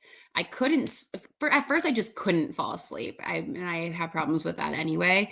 But like, since I couldn't fall asleep, I kind of like noticed that most people were sleeping. And I was like, what are all these people doing sleeping? Like, you know what I mean? Like, it's like, well, if no one else is going to take advantage of it, I will.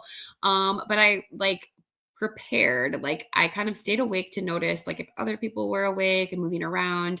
When someone else went to the bathroom, I kind of watched to see like, I'm pretending that I'm sleeping, but I'm looking up to be like, are they walking around out there?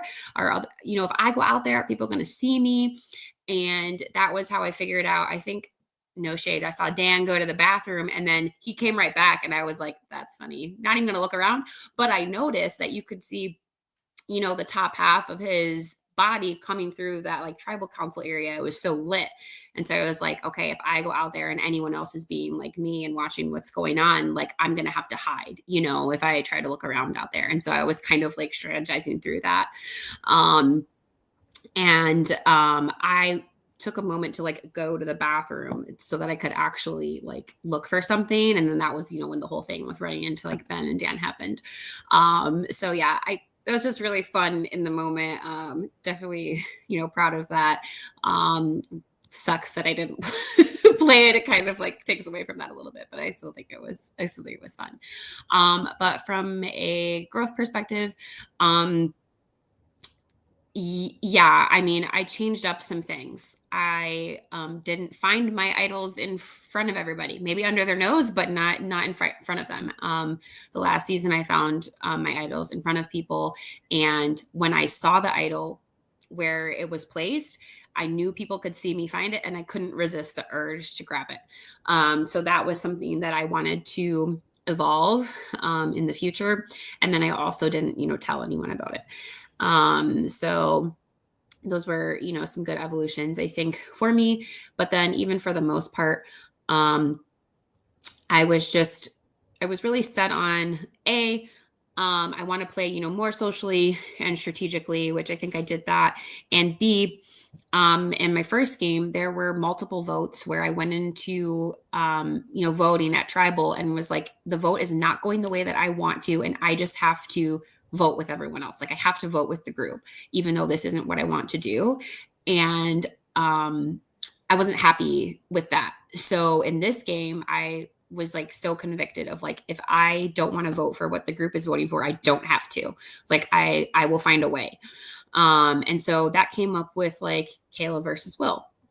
And I very like upfront was like, I'm not voting Will here. I'm voting for Kayla. And I voted for Kayla, even though I knew that Will was getting the most votes. I tried to stir it so that, you know, he wouldn't get the most votes. But I did not go into that voting booth writing down a name that I didn't want to. And I, you know, did what I thought that I needed to maneuver that socially. So yeah, those are a couple of things. Alrighty. Kira, there's another comment for you. I think you may have seen it already, but at NYNY said, I'm excited to see Kira's journey and eventually create a Stan account. I'm so glad that we have a new person here. It's so exciting. Yeah. If you watch back, please, you know, join us in the future. And we're happy to have you in the chat. To NYNY, watch all the Whitewater seasons, then all the Wisconsin seasons, you know, because then you get to see me play my first time. I am hilarious. Yeah. Okay, my later work is better than my early work. But if you go back and look at something like Winter War from Whitewater, you will see that as far as evolutions, I feel like I have personally evolved into an entirely different person playing these games. And I feel like I've learned a lot about myself playing these games too. And that's why they're so much fun. Yeah. So if you or anybody you know would be interested in playing this, let them know by the new year and let them know to apply for seasons 11 and 12. Definitely coming up. Heck yeah. In a few weeks. Will asks, when is the next pod for a live stream? We will get to that in a little bit, Will, because there's an announcement I'm going to make with that for next week's live stream. I can find the next question. Dan says, the Idol find was amazing, though, really, a highlight of the season. It's funny to me how much Dan's trips to the bathroom were involved in my my idol. Thank you, the paid actor. As somebody who was talking about back at the season 7 breakdowns, as somebody who was talking about the importance of finding idols in secrecy, I of course enjoyed your iconic moment in season 7, jumping up in the tree and grabbing it. That was iconic, of course. But then, I think I got like that you one. said, like you said, you evolved your game and you did a fantastic job getting this idol in second chance in the middle of the night. It was great. Thank you. Yeah, I mean the tree jump is fun, but like objectively, like I did that in front of people. I mean, I made sure that certain people didn't see me, but like I also didn't care that other people saw me, you know? So Devin comments saying, "Love having you on, Kira. We're blessed to have you a part of our LRG." thank you. I love being here. Our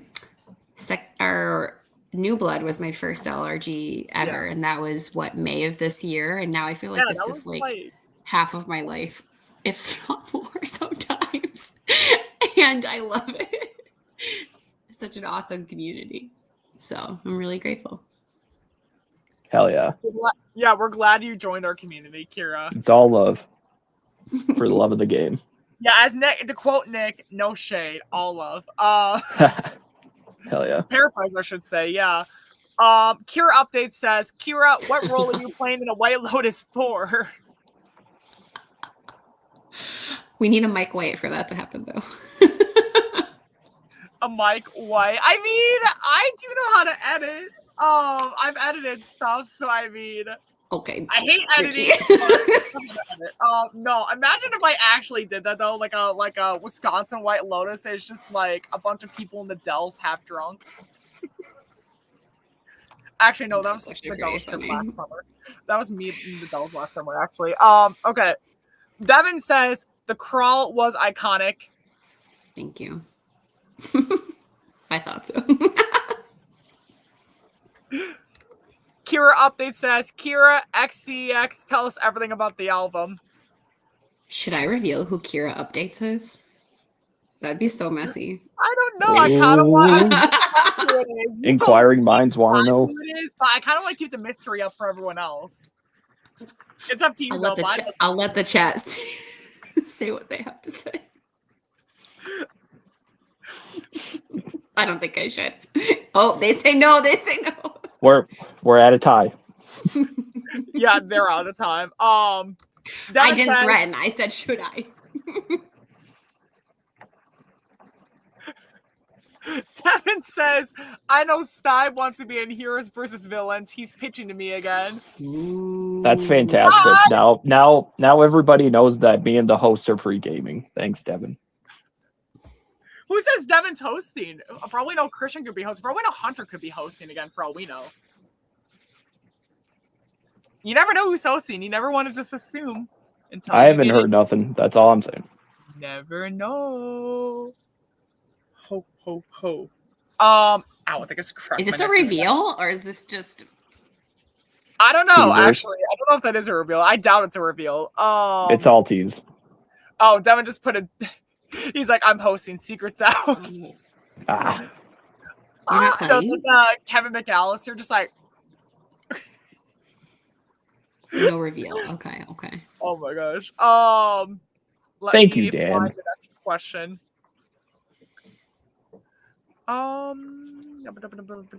There's another. Oh, here's the other thing before. Kira threatens to reveal Kira updates. No. I asked.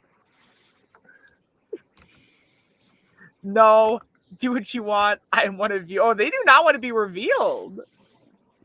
I think most people know who it is. I think I know. I didn't know who it was till tonight, but I kind of want to keep the secret for people who aren't looking at the comments right now, just because I think it'd be funny to like.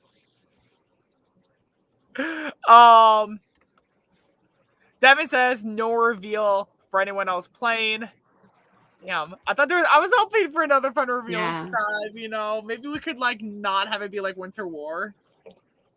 Oh, what does Probe say? What does Probe say?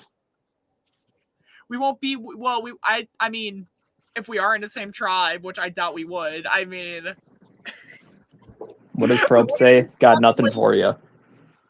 Yeah, got nothing for you. Yeah. Well, at least regardless, I don't have to deal with the red-headed step devil. So at least I don't have to deal with that asshole this time playing. I'm certainly open to working with anybody in any game whatsoever. That's all. I don't need people pre-gaming live on camera. people are pre-gaming and throwing my name out there in alliances that I didn't even know I'd be a part of in the Discord yesterday. So I was just like, all right. Okay, this is like Legends all over again. Where like the original Legends cast, for those who don't know, was like 27 players, and I was the last to like get on a pre-gaming train because I was told that like everyone had some pre-game alliance against me, and that's why when I'm on Legends, if you watch Legends, I am paranoid because I had heard like at least 12 people were coming after me. Granted, like 3 to 4 to like 5 of those people ended up dropping, but there's still like a good majority of the cast who was on my ass that season. So like that's why I'm so paranoid. So like this is gonna be a fun. I actually am excited to see if people do actually pregame this time, with like new attitudes of pre-gaming or just like old personalities coming back into the mix. That people will start pre-gaming again. I'm actually really interested to see what happens regardless, just from like anthropological standpoint. Like.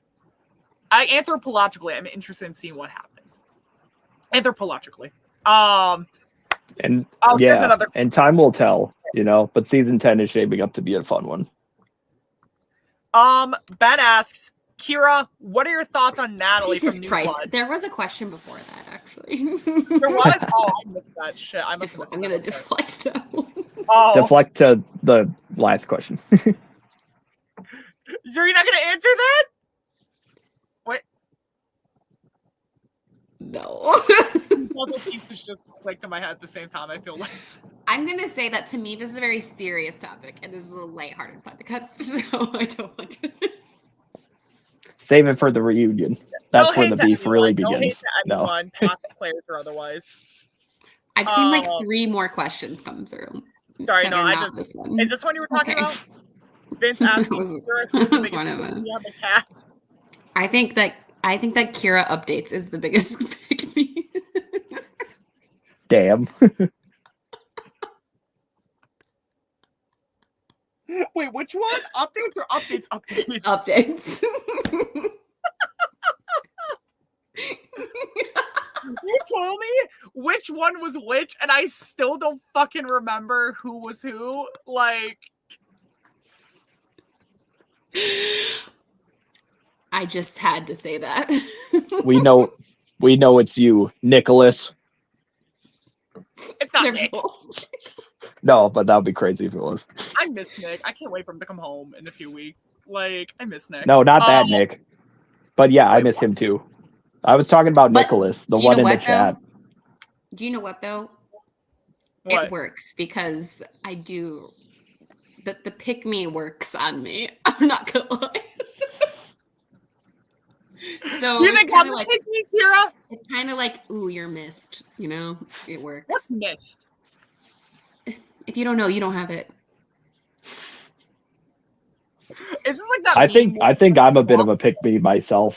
Like, don't worry about me. I'm sweet and innocent. Don't worry about me. I'm not evil. I'm Richie. I can't say it with a straight face. There's another question just came in. Mm-hmm. Dan says, Kira, hypothetically, if you were playing a game of traitors with the cast of season 9 and were a traitor, who do you kill first and why?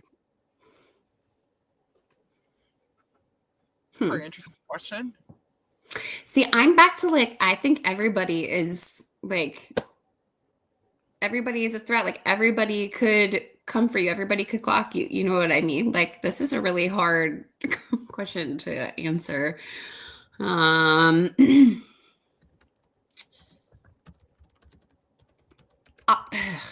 feel like off the top of my head, I would want to pick someone who has like done well in traders before, but these are also like the people that I'm most aligned with in this type of game and like a survivor type of game.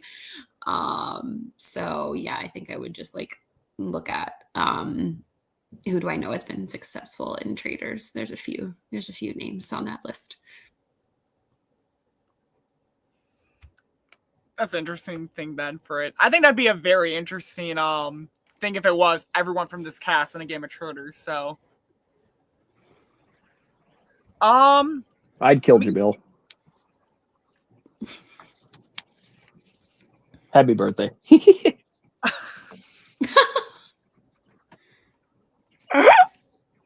need a Steib updates from Will for that. Like oh my gosh. Dan says Kira, Will claims he's honest, but history has shown he has horrible short-term memory, which results in him telling lies because he forgets the truth. Does this count as being honest? I actually did not read the second half of that question until I read it right there. So actually, because wow. he forgets the truth. Does this count as being honest? If you think you're being honest, then yes, I guess. It's the intentionality behind it, I would think. I mean, I also am not sure exactly what Dan is referring to be honest. Dan, do you want to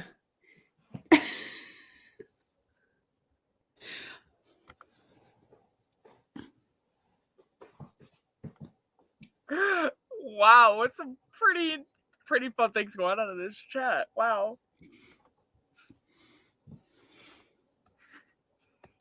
Keep asking us questions, guys. Actually, Dan, keep asking us questions while we get more information from Dan and Will about this in the chat.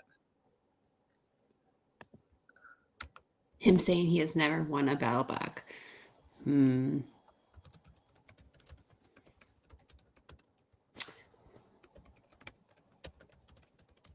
Yeah, I guess it depends on if that's like an intentional, like, oops, I forgot. Or like, oh, I forgot. You know, just like practically speaking. All right, so next question from Will. He says, hey, Kira, Dan was invited to multiple alliances this episode because people think he's a goat. What do you think about that? I do not think that Dan is a goat. I think that's a bad read.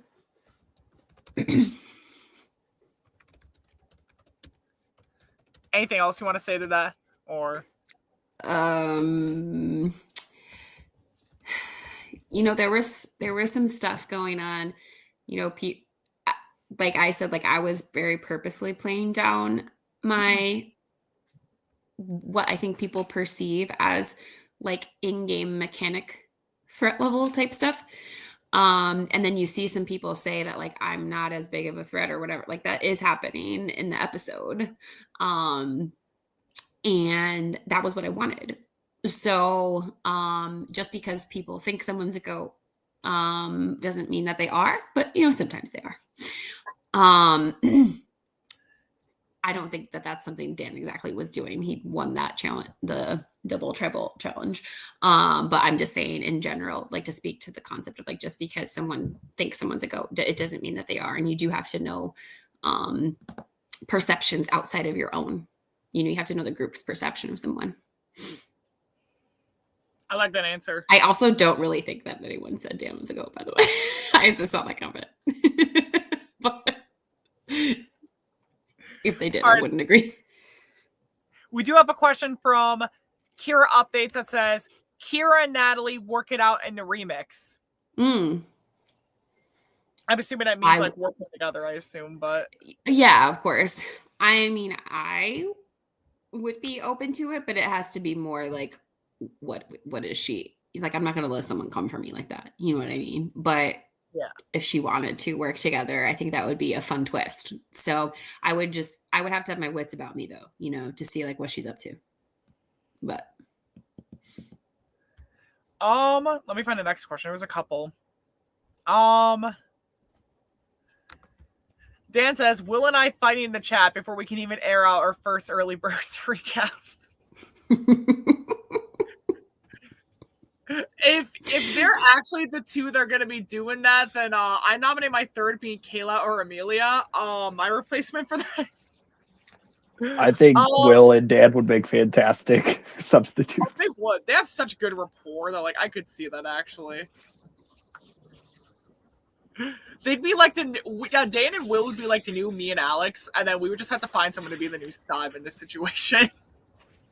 I vote in Nick, our Puerto Rican king. I love Nick. Oh my gosh. So Ben asks, "Hey Kira, Ben here. Natalie still has 0 comp wins. What are your thoughts?"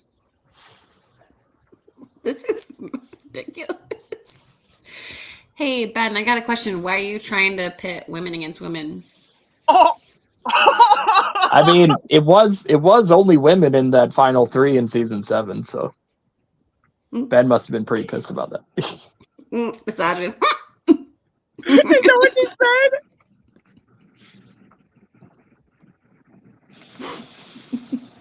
said? What's that word? Huh? What? Dan asks, new question for Kira. If Will and I are the new Richie and Alex, who is Richie and who is Alex? If Will and I are the new Richie and Alex. I feel like wow. I think I already know who would be who, but I kind of want to hear you guys answer this. I mean, no one is Richie, but I would say Dan is the most like Alex. I think that's fair. Yeah. Wait, who is? Yeah.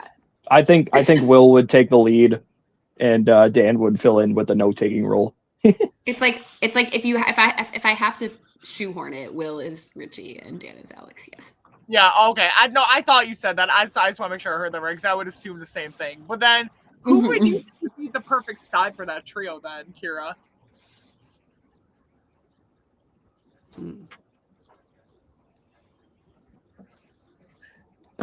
I don't think that this person is Steib, but I think that we got to get Trinity in this scenario or Maris. Trinity. Oh, good choices. That would be a good choice. Ben asks, "Hey Kira, once again it's Ben. Season 7, 6th place. Season 9, still in. Traders, 3rd place."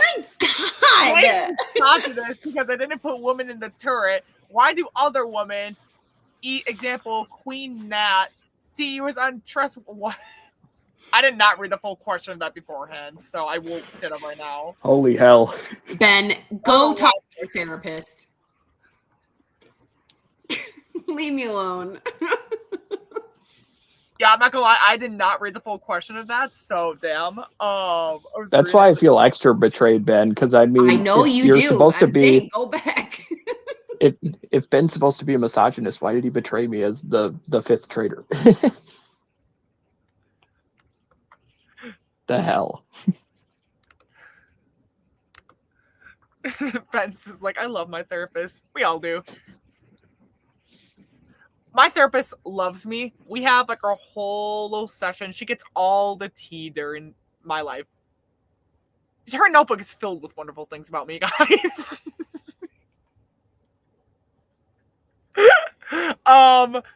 Will says Ben is trying to make up for the fact he was 2nd place for he thinks he's funny, but is actually annoying, so he can finally just be funny for. Damn, a lot of Ben shit in the chat tonight. What the fuck? It's because he's instigating. And that's why Will is me. Dan says, I just wanted to hear you all say Will is Richie. That's fair. Oh, here's a question from but I don't. Yeah. Vincent. Actually, wait, let me read it this time. Okay. No, that's okay. Vincent says, "Hey Kira, this is Vincent from Madison, Wisconsin. Traders winner, Big Brother winner, season 8 3rd place, season 9 still in, torch unsnuffed. Quick question: why did you play an idol on Ben the first time?" I'm thinking he means New Blood. Yeah. There's like a second part to that. Yeah. I mean, there's several reasons. I felt like it was honestly what I needed to do to be able to advance farther because people were coming for me and this was the way to get that person out. I also, like, in order to be able to get to the end of the game, you have to have people that are going there with you. And Ben was my ally in that scenario. So him going out just meant that, like, I didn't have, too many people left. Maris had been voted out, much against my will, but even then it's like, well, then John is, another ally of mine. And so, yeah, I mean, it wasn't like a free ride for him exactly. It was like what I needed to do for my game. But at the same time, like, I saw him as a trusted ally, which I've learned from. But that was then.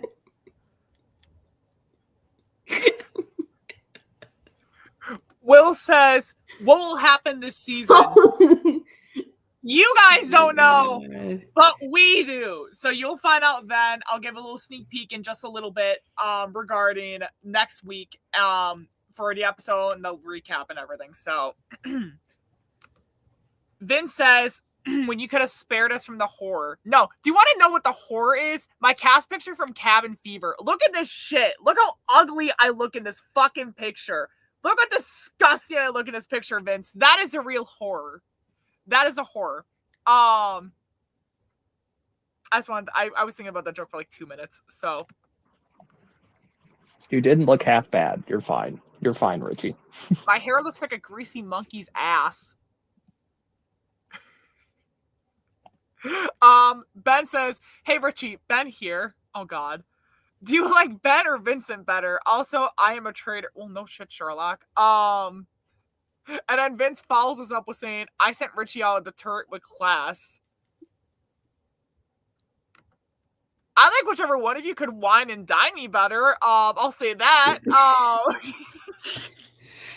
Richie's the pick me.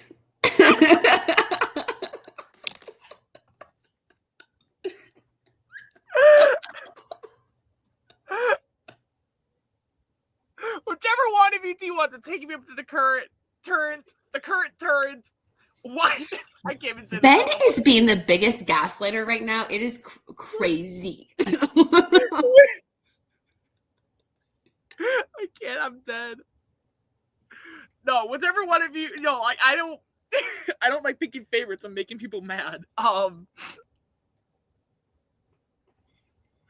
I feel like if I say an answer, someone's gonna get really angry at me, and I don't want to deal with that drama. But whoever can wine and dine me, that'd be nice. Buy me dinner, give me some good sweet red wine, winking owl brand. Come on, let's make a date out of it, guys. Oh my gosh. Okay, so let me find the next question. Actually, that I've said that joke. Oh yeah. There's a bunch of bullshit questions in there. We have been going over 2 hours. I don't know how many real questions we have left, but yeah, feel free guys, to submit them now. One more question for answers, guys, and then we'll get to the next couple parts. We'll ask, hey Kara, this is Will, Traders winner, Traders finalist, no vote getter in 3 Traders games, Battleback winner of 3, but said 1, but I'm an honest player. Oh, I thought that was a question. Here's a question. But anyways, if you play your idol this episode, do you vote off Ben or Vincent? Is this a serious question? I think he actually is serious with this question, actually. Well, okay, so say you're in this position, it's kind of for one of them. But if I played my idol, then Maris would have gone. Well, but like, saying this logic.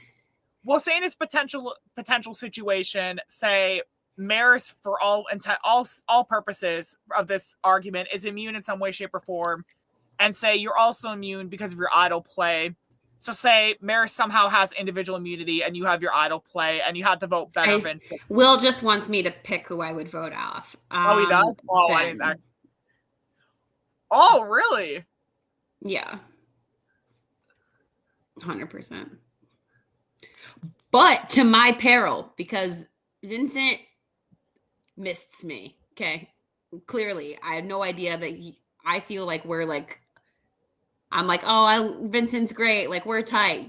That, he voted me out. So, but in that moment, I would have voted out Ben. Yes. Ben kind of follows up saying, He's Kira, by the way, I've never voted you off in Survivor, and you have voted me off in Traitors and Survivor, so who's a bad ally?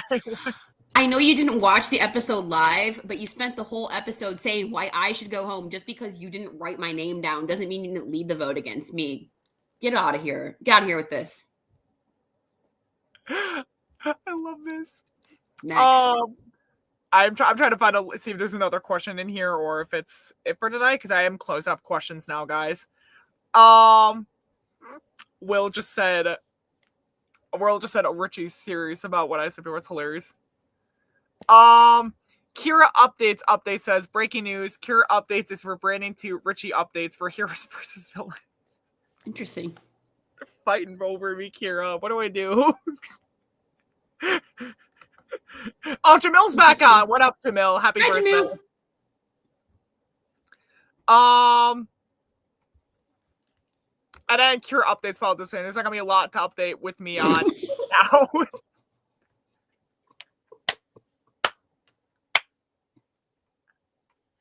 I think I'm starting to get a vibe for which one's who right now. I'm gonna piss myself. I think you're wrong. I hope I'm wrong, or I hope they're wrong. I want to make merge. No, I should have did what I'm gonna do before the finale live stream. I'm gonna come in with the fucking like Big Brother 5, where like Jace goes around with that big fucking paper, says like need allies. I'm just gonna word that. It's like need allies for season 10 on a shirt, just paraded around. Oh my All right. gosh. It appears Chad is getting a little restless. We should probably continue on with the remaining segments. Yes, I was just trying to make sure there's no. Okay, that is we're closing out questions here. Kira, it's been great having you on. We are gonna get to the next couple parts. I was trying, Kira. I was really trying to look at you and like try to like get the mind telepathy, like play your idol. Oh, I thought you were talking about the questions. Okay, sorry. Production interference. I'm never gonna beat the biased production allegations, and I accept that. So. I'm not gonna say what I was about to say. What's the tea with next week's pod? People want to know. I'm about to say it now. I was waiting for you guys to stop talking and wanted to wait and be polite. So next episode, I'm about to say it now. Will ask first. So we do have some fun stuff coming up next week. Next week, Tuesday, December 9th, we do have the next episode, the penultimate episode of the season, where 6 people remain. Next week, the breakdown will be premiering on Thursday instead of Tuesday. Episode 9 will be coming out next Tuesday at 6:45 p.m. next week, Tuesday. And then the recap will be coming on next week, Thursday at 7 p.m. Now, we do have a fun little sneak peek I do want to talk to you guys about. So, episode 9. The preview you guys are getting, despite the fast approaching endgame, some players will learn that speed isn't everything. That's all I'm going to give you guys. Short little preview.